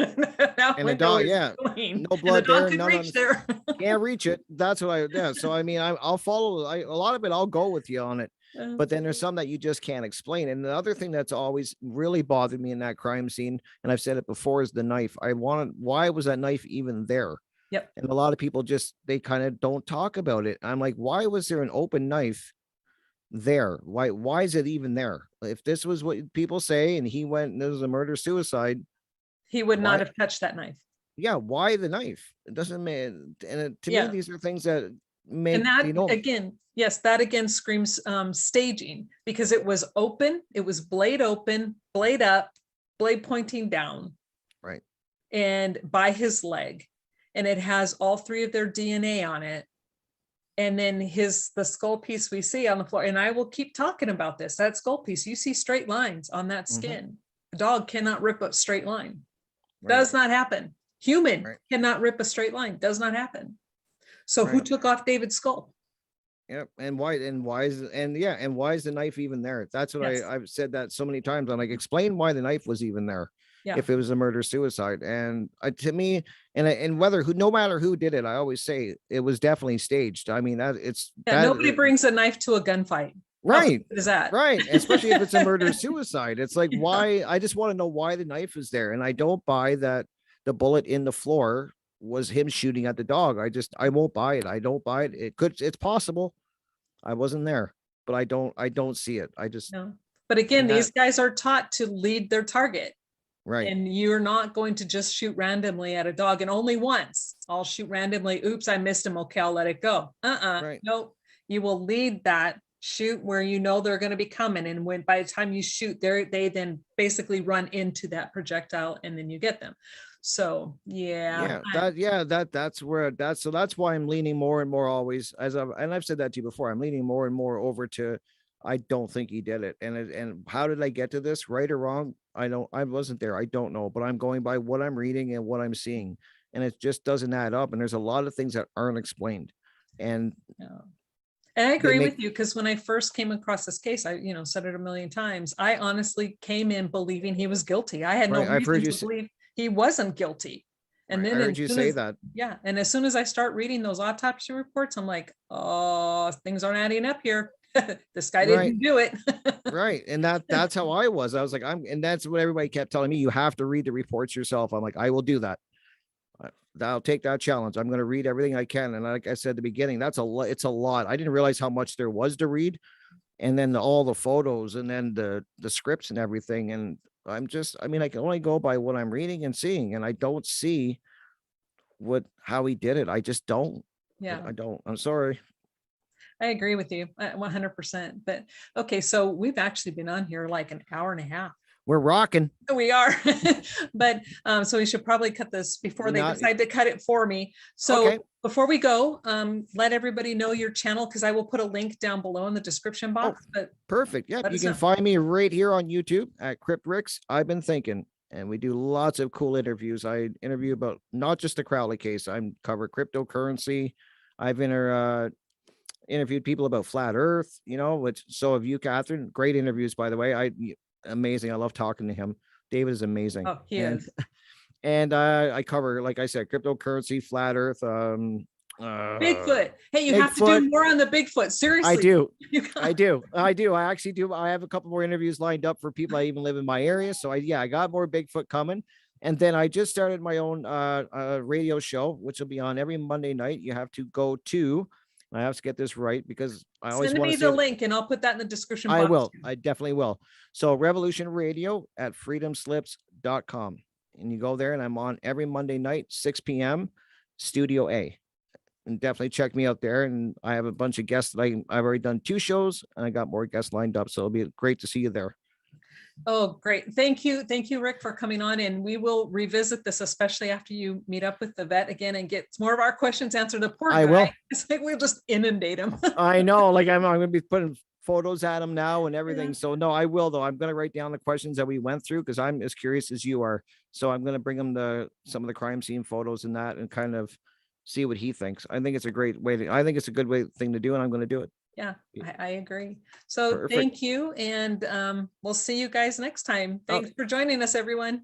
You too. Take care, Catherine. Okay. Bye, Rick. Bye.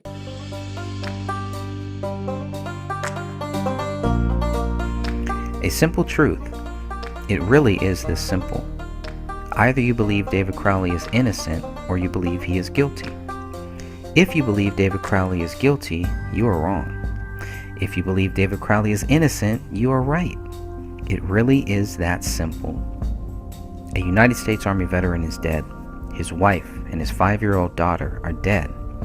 A thorough investigation would only conclude with authorities admitting they lacked evidence to support their accusations.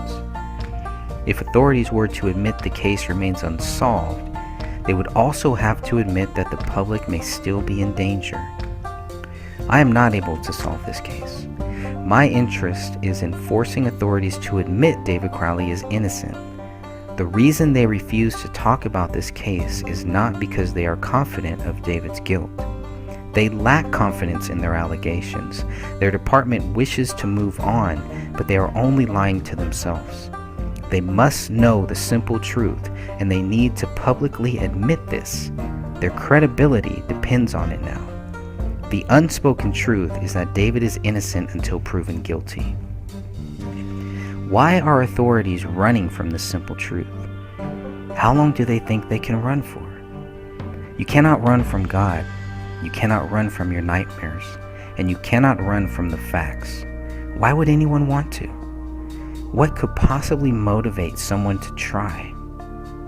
If you cannot prove David Crowley guilty, then he remains innocent. It's as simple as that. So the resistance we face is disgusting. If David was guilty, the evidence would be right in our faces. If David was guilty, resistance to our questions would not exist. If David was guilty, facts would be evident. There are no facts to prove David guilty. There are only facts which prove David innocent. Hence the resistance to getting justice for David Crowley and family. Who cares? Do the people who closed this case and decided to not speak about it ever again really care? Do the friends who accused David Crowley of being guilty days after his body was found really care? Perhaps they only care about spreading the accusations of David's guilt instead of researching the facts of this case. They don't seem to care about the facts which prove David innocent. Truth is a simple thing. Justice does not die. Facts prove David is innocent.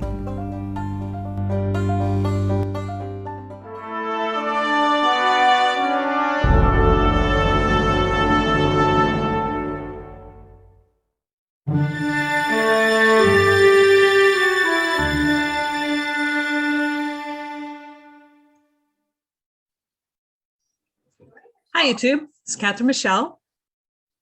Hi, Sophia. And tonight we have decided to bring to you a slide presentation on the ballistics. I know we've promised to do the video on the blood. We're still working on that and we will get it to you. But right now we're starting with ballistics and then we will build from there. I came across this, actually Sophia had mentioned it a while ago, but it just kind of skimmed over my head because so many things were on the plate. And then recently I was doing research on the bullets and the number of bullets in the magazine when I came across a specific piece of information that actually Sophia had found quite a while ago. Sophia, why don't you tell them a little bit about when you discovered this? The missing bullet, or yes. Somewhere in like the summer of 2017, when I really started researching this case and reading the documents. And at that time, there was another member named Kat, and she and I worked on this graph that showed like where the bullets were, what the items number were, and which bullet was connected to which victim, just to kind of make it easier for members to understand what was found at the crime scene and where it was found. And we were trying to add up the bullets and how much was in the magazine, or is it called magazine, or yes. And usually I believe that there's 12, and then I think there's only 10 that were counted. And we think that David had 11 in his magazine, because his other magazine also had that amount. And so where is that 11th bullet? And we're gonna try to go over that tonight and explain each of the bullets that were found and bullet fragments that were found at the crime scene. Yep. And you know, it's really important because Sophia's right. Not only did David He had a 12-round magazine, but he always put in 11, and that was verified by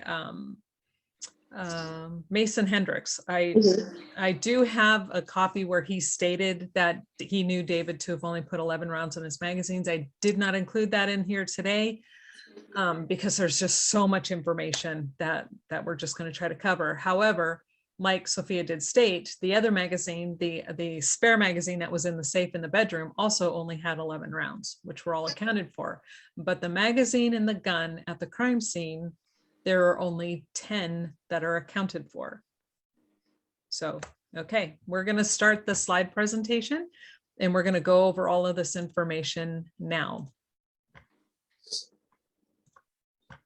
Okay, and I'm going to kind of shrink us down here. Okay.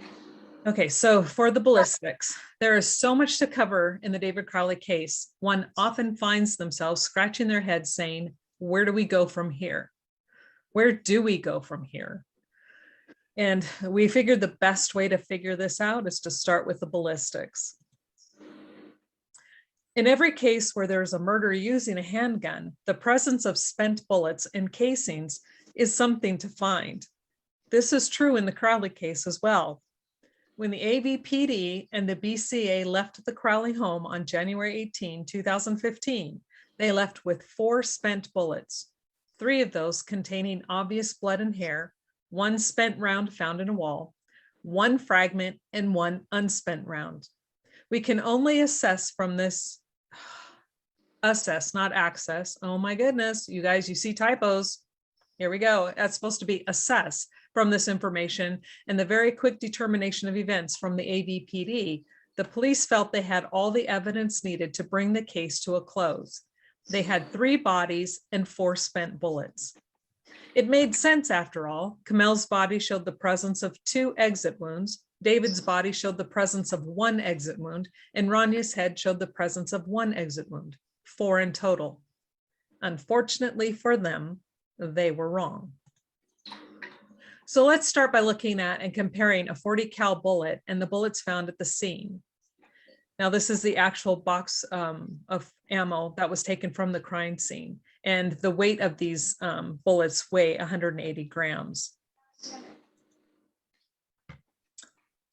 And this is what a 40 cal Winchester bullet looks like from the outside. And I took this from the website Outdoor Limited. And I checked on their website, and they said that you could use their photos that they had as long as you gave them credit. And here's the credit with the website. So if you guys want to go and find it, you can find it at Outdoor Limited. And you see that they're hollow points. Now here's item 31, the bullet fragment. And this is just a piece of the bullet. Sophia, do you have anything you want to add? Just want to point out how clean it looks. Yeah, exactly. To the others. Right. So when I look at this, it tells me that this didn't go through any body. It just fragmented off of another round. And so the weight of this fragment was 19.14 grams. So it was, of course, since it's a fragment, it's of an entire bullet, it's going to be a negative 160.88 grams of the total 180. Now here's item number 42. This is the first one that they've associated with Kamel. Now the weight of this bullet is 167.98 grams. So it is missing 12.02 grams. Sophia, do you have anything to say? I'd like to point out that this spent round is, well, it's not as shiny. It's got blood, it's got tissue and hair on it. So it definitely went through a person. Yep, big difference from that fragment. And here's number 43. This one hardly lost any weight at all. This one's weight was 179.56 grams. So it was only missing a negative 0.44 grams. So basically it was in full. Sophia? That's got a lot of hair on it. It does. Look, it's all completely wound inside. all wrapped up in that bullet. So that one's clearly, you can tell that that one clearly more than likely went through her head. Yeah. Okay, and here's item number 44. This one weighed 130.24 grams, so it's missing 49.76 grams. And you can tell that it's also dark in color. It matches number 42 and 43. So like Sophia was pointing out, with the color differences, this one that's probably discolored due to blood and tissue and going through a body. Do you have anything you want to add? No, Okay. let's move on. Okay, and this is item number 45. Now this was found in the basement wall. I believe it was the southwest wall in the basement. And this one weight was 173.90 grams. So it was missing 6.1 grams of weight. But you can tell, look at the difference, how shiny this is, as Sophia was pointing out before. And here's item number 53.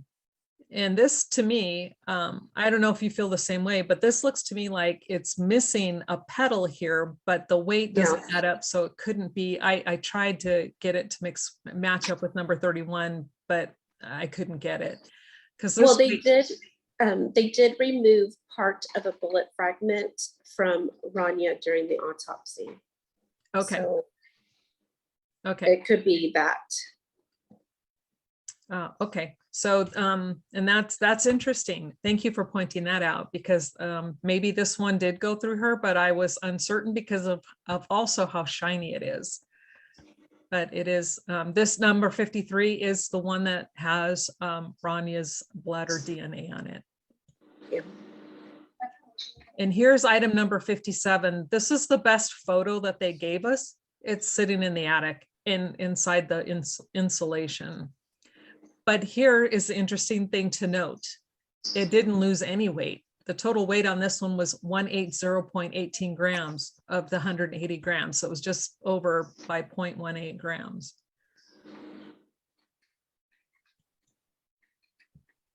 Now in here, I'm gonna open up the ballistics information sheet that I've done a spreadsheet on. And here we have every single bullet that was found at the crime scene. Number 7 was the unspent. 31 is the fragment. 42, 43, 44, 42, 43, and 44 are associated with Kamel. 45 has no DNA profile. That was the one in the wall. 53 was the one that has Rania's, and 57, no blood, no hair, only white material was detected. And this information was pulled off of the ballistics section of the report. And they stated, let's see. Okay, item number, okay, and no DNA was collected on number 7. They didn't do anything to it. They didn't process it at all. On the bullet fragment, it says apparent hair-like substance, but that could have been because when they picked it up off the floor, there was hair on top of it. Doesn't necessarily mean that there was any hair in it, but there was hair-like substance that was in the envelope that went along with the fragment. Number 42 had blood-like and hair-like substance. 43, apparent blood-like substance. 44, blood-like substance. Number 45, which was in the wall, only white substance. Now here is where it gets interesting. Number 53, where it says, now in the report from the on the ballistics sheet in the big report, it states white material was located in one small area of blood that they swabbed, and then that blood then did come back as Rania's, but they mainly note white material was found, not blood. And on the number 57 that's associated with David, only white material was found, no blood detected at all. No blood, no hair, nothing. Is there anything you'd like to add? No, it is interesting though. Let's Let's move to the next slide. Yeah, and I found it, and I wrote down the weights here and the differences, the fragment, and then of course, if that had been a bullet in and of itself, which we know it was not, it was just a fragment, a piece of one of these. So which one could it have really probably belonged to? Would probably maybe be 44. I don't know, but it's almost 20 grams, and 44 really is the only one that I don't know, that I guess it could fit with the weight. Yeah. When a bullet is fired at a hollow point, it only mushrooms and the petals come out when it goes through something. Yeah, it has to hit something in order for it to mushroom. Yeah. So that petal wouldn't have fallen off before it had gone through something. Wow. That's a good question. Maybe it could have. I don't know. That is not something I didn't think to ask somebody, but that is a good point. But it only just came to me, so. Yeah.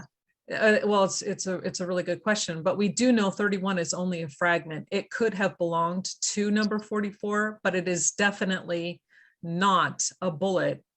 Or is it part of the bullet that is missing? That's a good question too. Yeah, we don't know. Okay, and now on this one, we're going to compare side by side. 42 and 45. You see with number 42 what it looks like after it actually went through a human body, and compared with number 45 that just went in through the floor and then into a wall. And number 42 with number 53. This one is discolored. It has tissue and hair. And 53, yeah, it looks like it might have a little bit of blood on it, but it's very clean. That's actually a pretty good photo of it, because it's either shadow or it does have some blood on it. Yeah, and we'll cover that when we get to number 53. Okay. And here's number 42 compared to 57. Again, big difference between the bullets that entered a body and those that were shot somewhere else. Here's number 43. Oh. Compare 43 with number 45. Yeah. What are you thinking? I mean, that's obviously it's gone through somebody. Yeah. Obviously. But like you said, also, there was a lot of hair at that scene, so that could have been added on. Yeah, with the fragment. Dog. Yeah. Yeah, because I went back and I looked at the photos where the fragment was located, and there was hair, loose hair on top of where it was lying. So if the dog had been running around, or if the heater's kicking on and it blows around loose hair, that could have easily been why there was hair on top of it. And then as they're collecting it, they just picked it up and put it in the bag. So then hair then is transferred with it. And then here's 53 compared to 57. I mean, it's just obvious. It really is. And here's number 44. Yeah. And can you see my pointer at all, or is that just on my screen? I can't see it, no. Okay, so if people look at that item 44, like toward the bottom of the spent bullet, it looks like that you can see some maybe tissue or blood or something on that one, and then just the discoloration itself, and compare that with number 45 next to it. Again, we're just showing you the comparison to show you the difference between bullets that we know went through a body versus those that they can't prove actually did. And 44 with 53 and 44 with 57. See, and if you go back to 53, that looks pretty clean still. Okay, let me go back to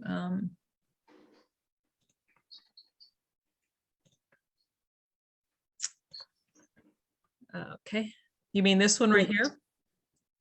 Yes.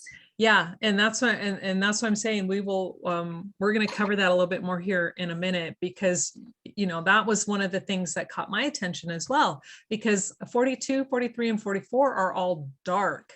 Like are they oxidized? Was that blood Yeah. that was on it that hit the air? And then these are all shiny, like they never even went through a body.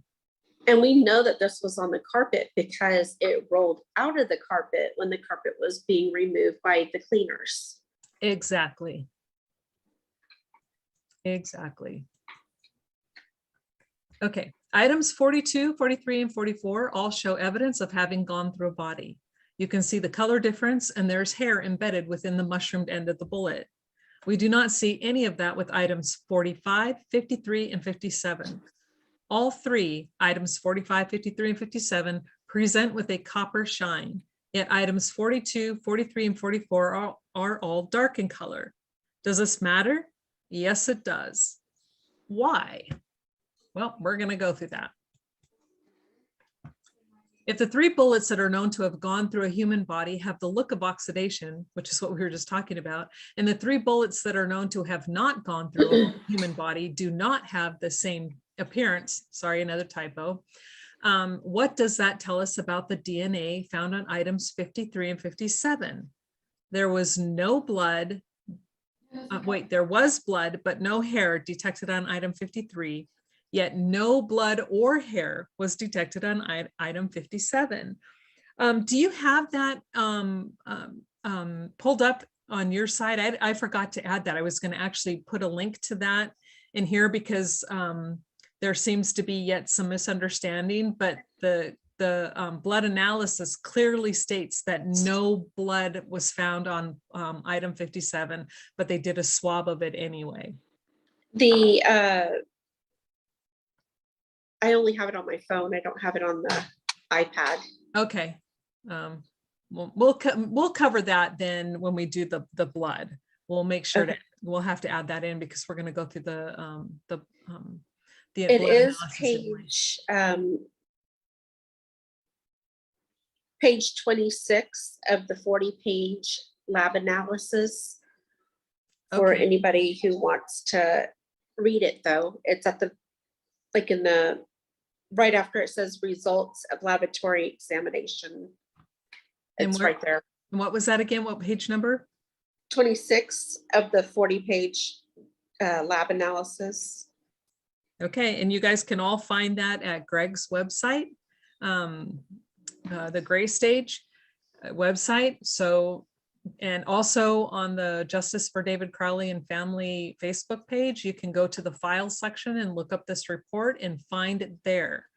It is there, and it states as plain as day, no blood or hair.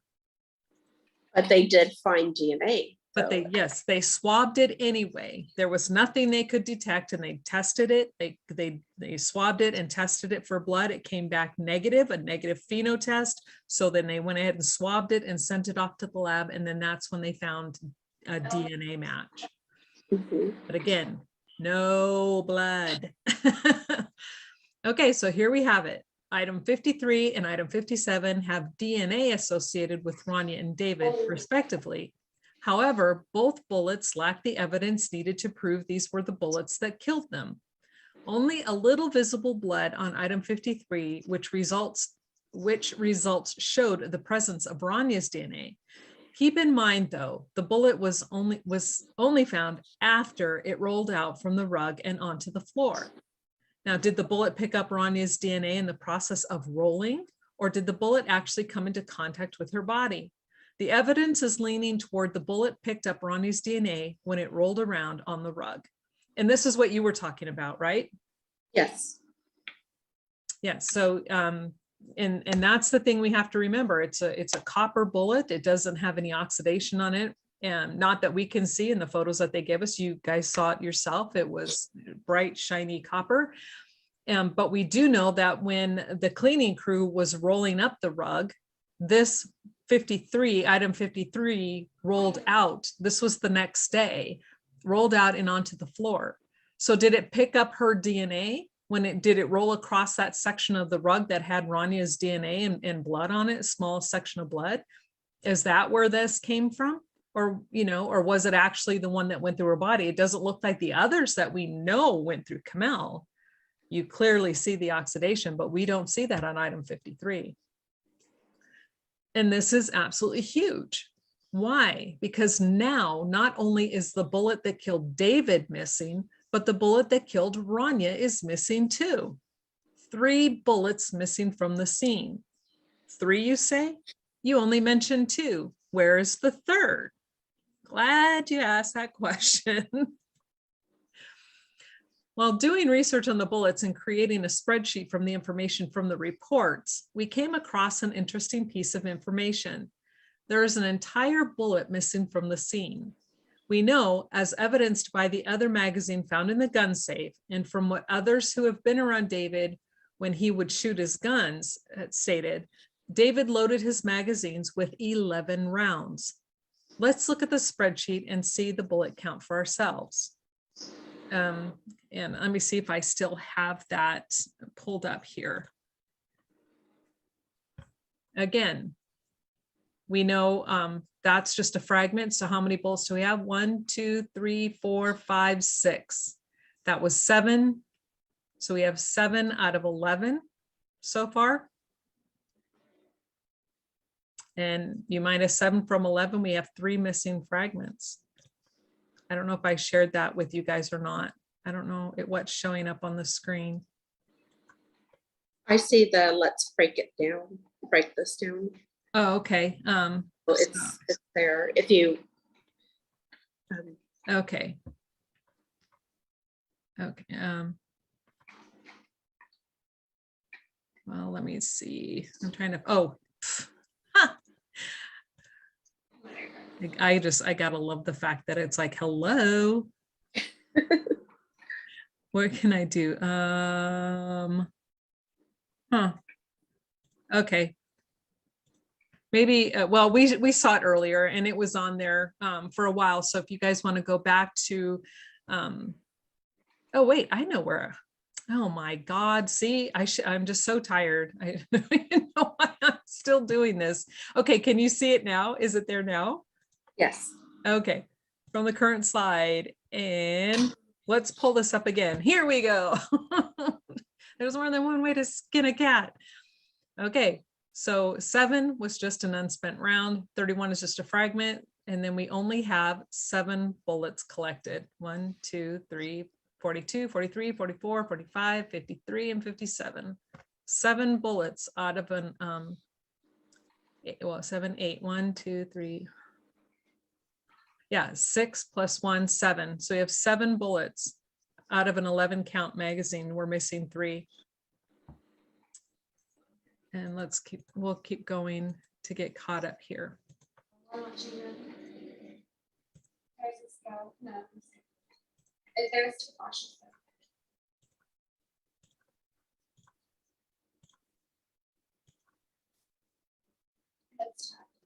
Oh, it looks like I skipped some here. What happened to that one?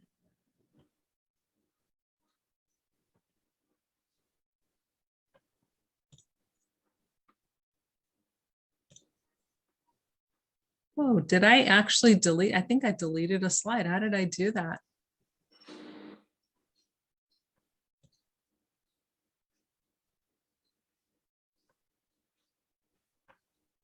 So the let's break it down slide is gone. Oh, there it is. Okay, I found it now. Oh, jeez. Okay. That's a good slide too, so. Yeah, I know. I'm like, oh no. See, I told you it's a day. It's been a day. Okay, so what does all this mean and why does it matter? If item 31 is a broken off piece of item 45, that means an unspent bullet is missing. We know David loaded his magazine with 11 rounds, as evidenced by the extra mag in the gun safe, and Mason Hendricks stated the same in a comment he made once. So let's break this down. A, 6 spent bullets and 6 casings. 3 tied to Camille, 1 tied to Rania, 1 that went through the floor and into the basement wall, and 1 in the ceiling. 1 unspent round found on the floor. Now we have 2 in the magazine. The BCA states less than 4, yet the ballistics report shows that only 2 in the magazine, which I thought was pretty sneaky, and 1 in the chamber. So how many is that in total? We have 6 at the scene. So it's 6 plus the unspent round is 7, 2 that were in the magazine and 1 in the chamber of the gun. That's 10 bullets. Where's bullet number 11? A bullet in the casing is missing from the scene. Let's go over this one more time. The breakdown of the bullets are 6 spent bullets, 3 tied to Camille, 1 to Rania, 1 that went through the floor, and 1 in the ceiling. So we have 6 plus 1, which was the unspent. We have 7. 2 in the magazine, that's 9. 1 in the chamber, that is 10. We are missing an entire bullet from the scene. Where's number 11? A bullet in the casing are missing. Do you have anything you want to add? No, I think that says everything right there. Yeah, and when I saw this, it floored me, because I'm like, this is information the police knew, that Yes. BCA knew, and they know that an entire bullet is gone. They have a scene where there is blood of only 1 victim found. You have 2 other victims and their blood is not in that house. And a bullet missing, and they didn't stop to think, what could that mean? It's mind-boggling.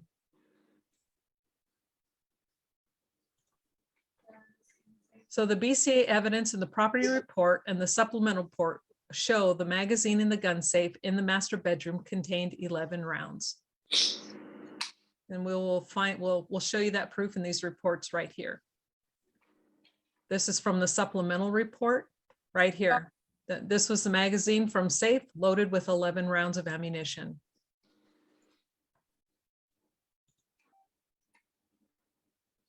This here is part of the I believe the ballistics report, the inventory report. And we'll make this bigger so you guys can see. Gun clip in the safe, loaded with 11 rounds.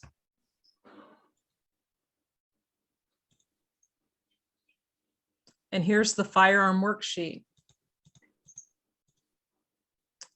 And it said that they had a cardboard box containing a firearm, an open manila envelope containing 1 magazine, 2 red evidence tape sealed manila envelopes labeled 1B1 and 1B2 containing 1 cartridge each, and 1 clear tape sealed manila envelope labeled 1C containing 1 cartridge.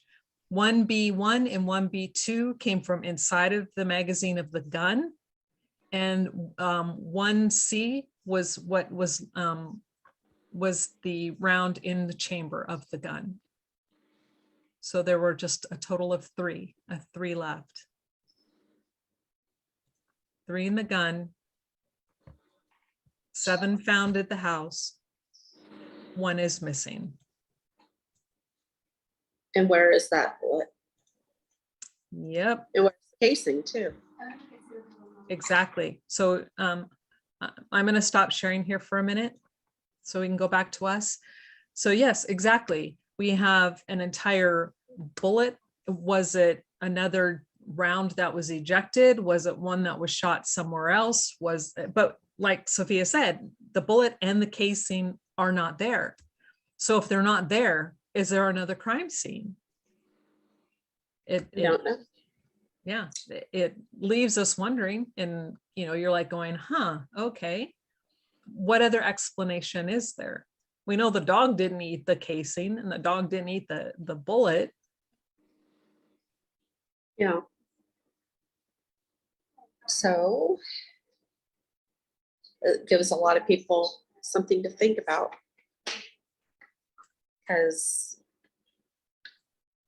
you know, he's known for fitting the 11 cartridges in the magazine. Mhm. And I believe that's to keep the spring from wearing out so Mhm. quickly. Yeah. The pressure, or I don't know, it was Yeah. Yeah, well, and you know, I know, I learned that from my son. And so, but because when I'm loading my magazine in my gun, I mean, if you're trying to put all of them in, it gets hard, man. It's like a pain. And if you're going to be in a hurry, you don't have time to really jam that sucker in there. Plus, it really does. It puts a lot of stress on that spring inside the magazine. But if you just load one less than what the capacity is, it's so much faster. And we know that's what he does because, you know, Mason stated that he confirmed that. His extra magazine shows that. And now we have a gun at the scene and bodies, but there's an entire bullet missing. We have 3 victims, but only 1 victim's blood in that house. We have Rania, the item number 53, that's tied to Rania, but yet it doesn't look like it went through her body. It doesn't look like the others.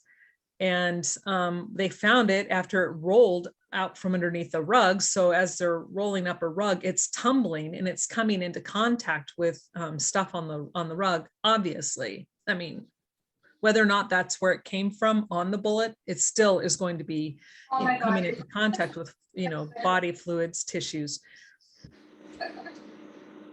So go ahead.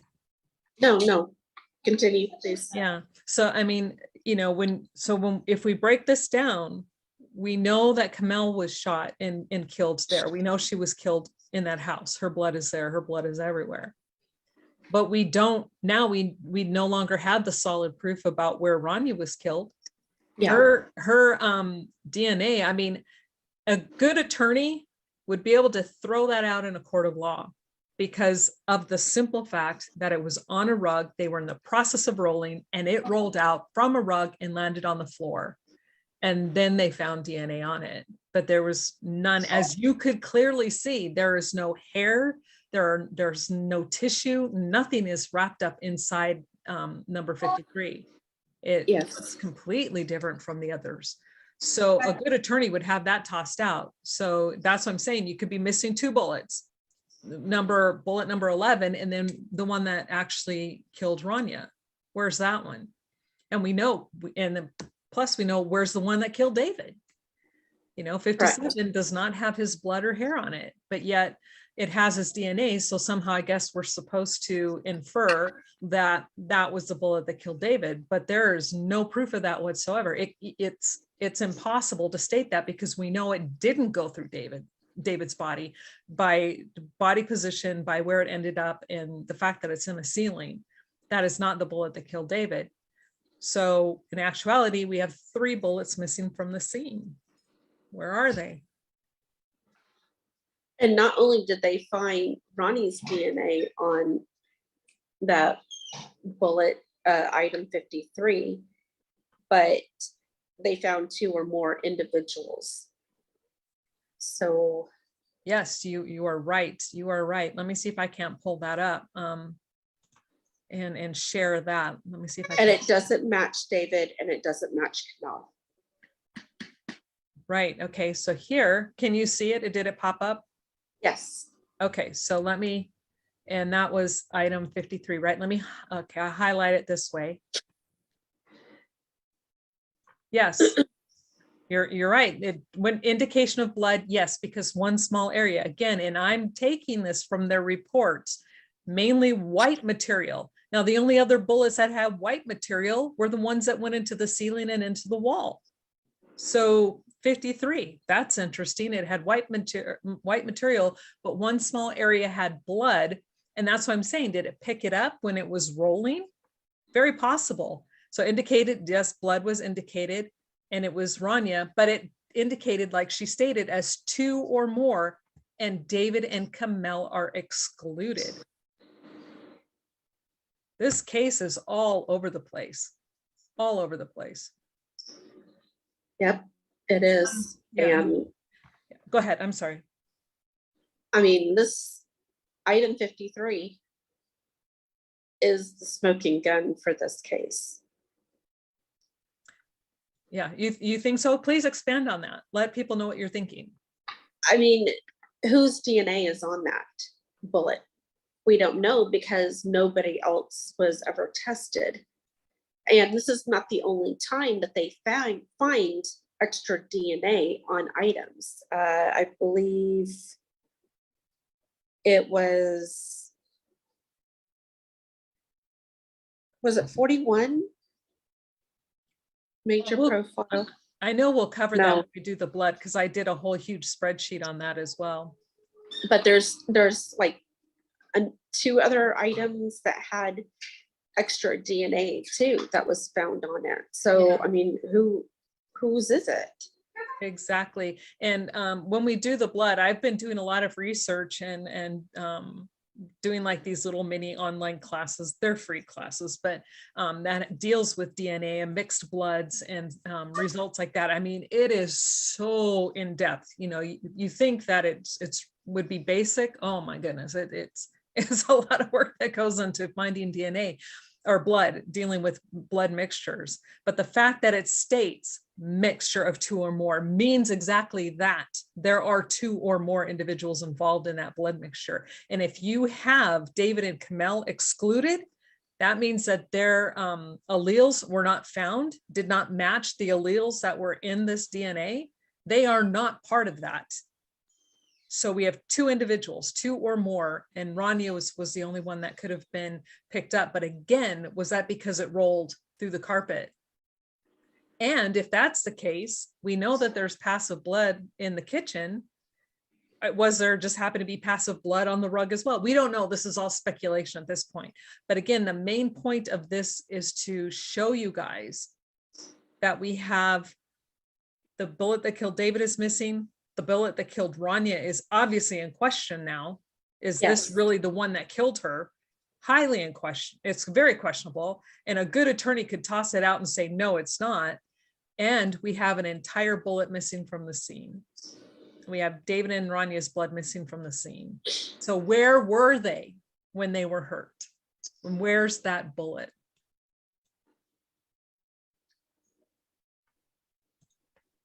And if this was a simple murder suicide, why go through 10 bullets Exactly. for 3 people? It just doesn't make sense. Right. Especially when they're hollow points too. Right. I mean, I mean, they're meant to do the job. and you bring up an extremely valid point, because if David were the guilty party, he knows how to fire a weapon. He knows how to just do boom, boom, boom. He knows how to do that and could Correct. do it with ease. You'd have three, and it would be over, and you would have all 3 of their blood in the same area, you know, cut and dry. There it is. Correct. No question asked. You wouldn't have all of this writing on the wall. What does that serve David to do something like that? And there is none of this, oh, he snapped garbage that they keep trying to put out there. That just doesn't fit. Yep. I mean, there's so much more we could add on to this, but then this presentation would be like 3 hours long, if not more. Yeah. And so, Okay, so before we wrap it up then, is there anything you want to say and kind of wrap all of this together, to tie it all together?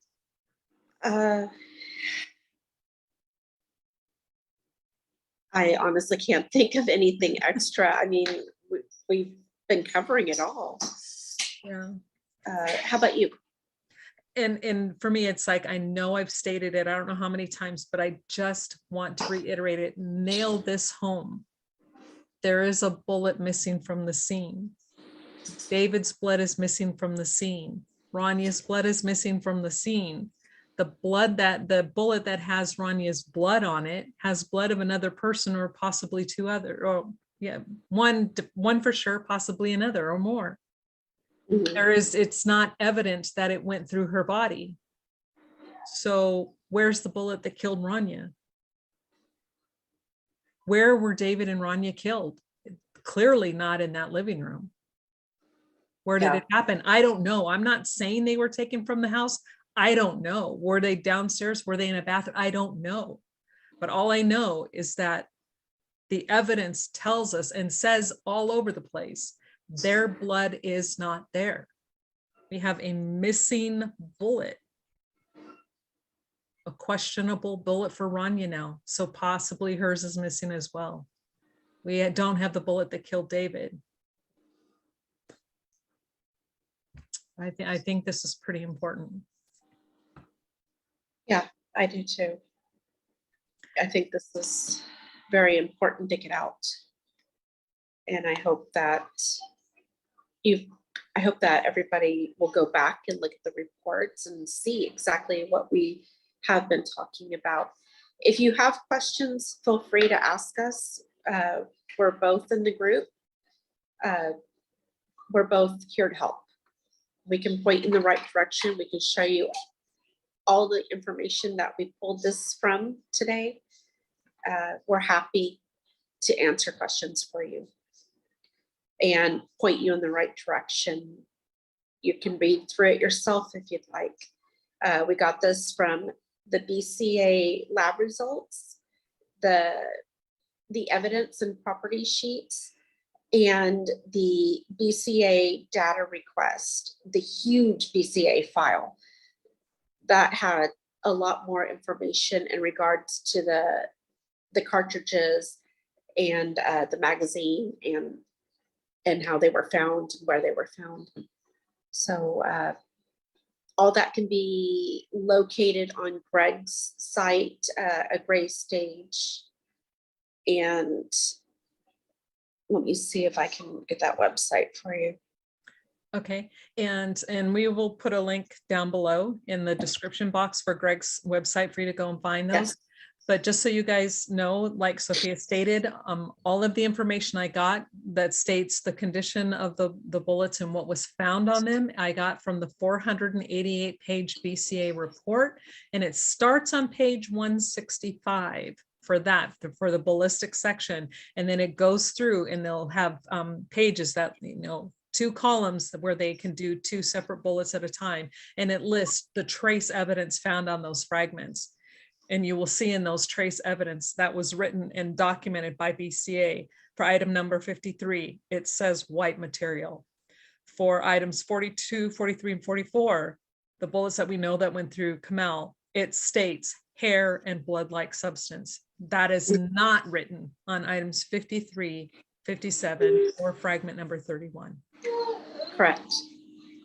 So thank you guys for joining us, and I really hope that this is kind of like one of those what in the world moments for you, like it was for us. I mean, Sophia got an earful when I finally caught on to what she was saying, and I sent her a long text going, "Oh my God," and she's like, "Yeah, hello."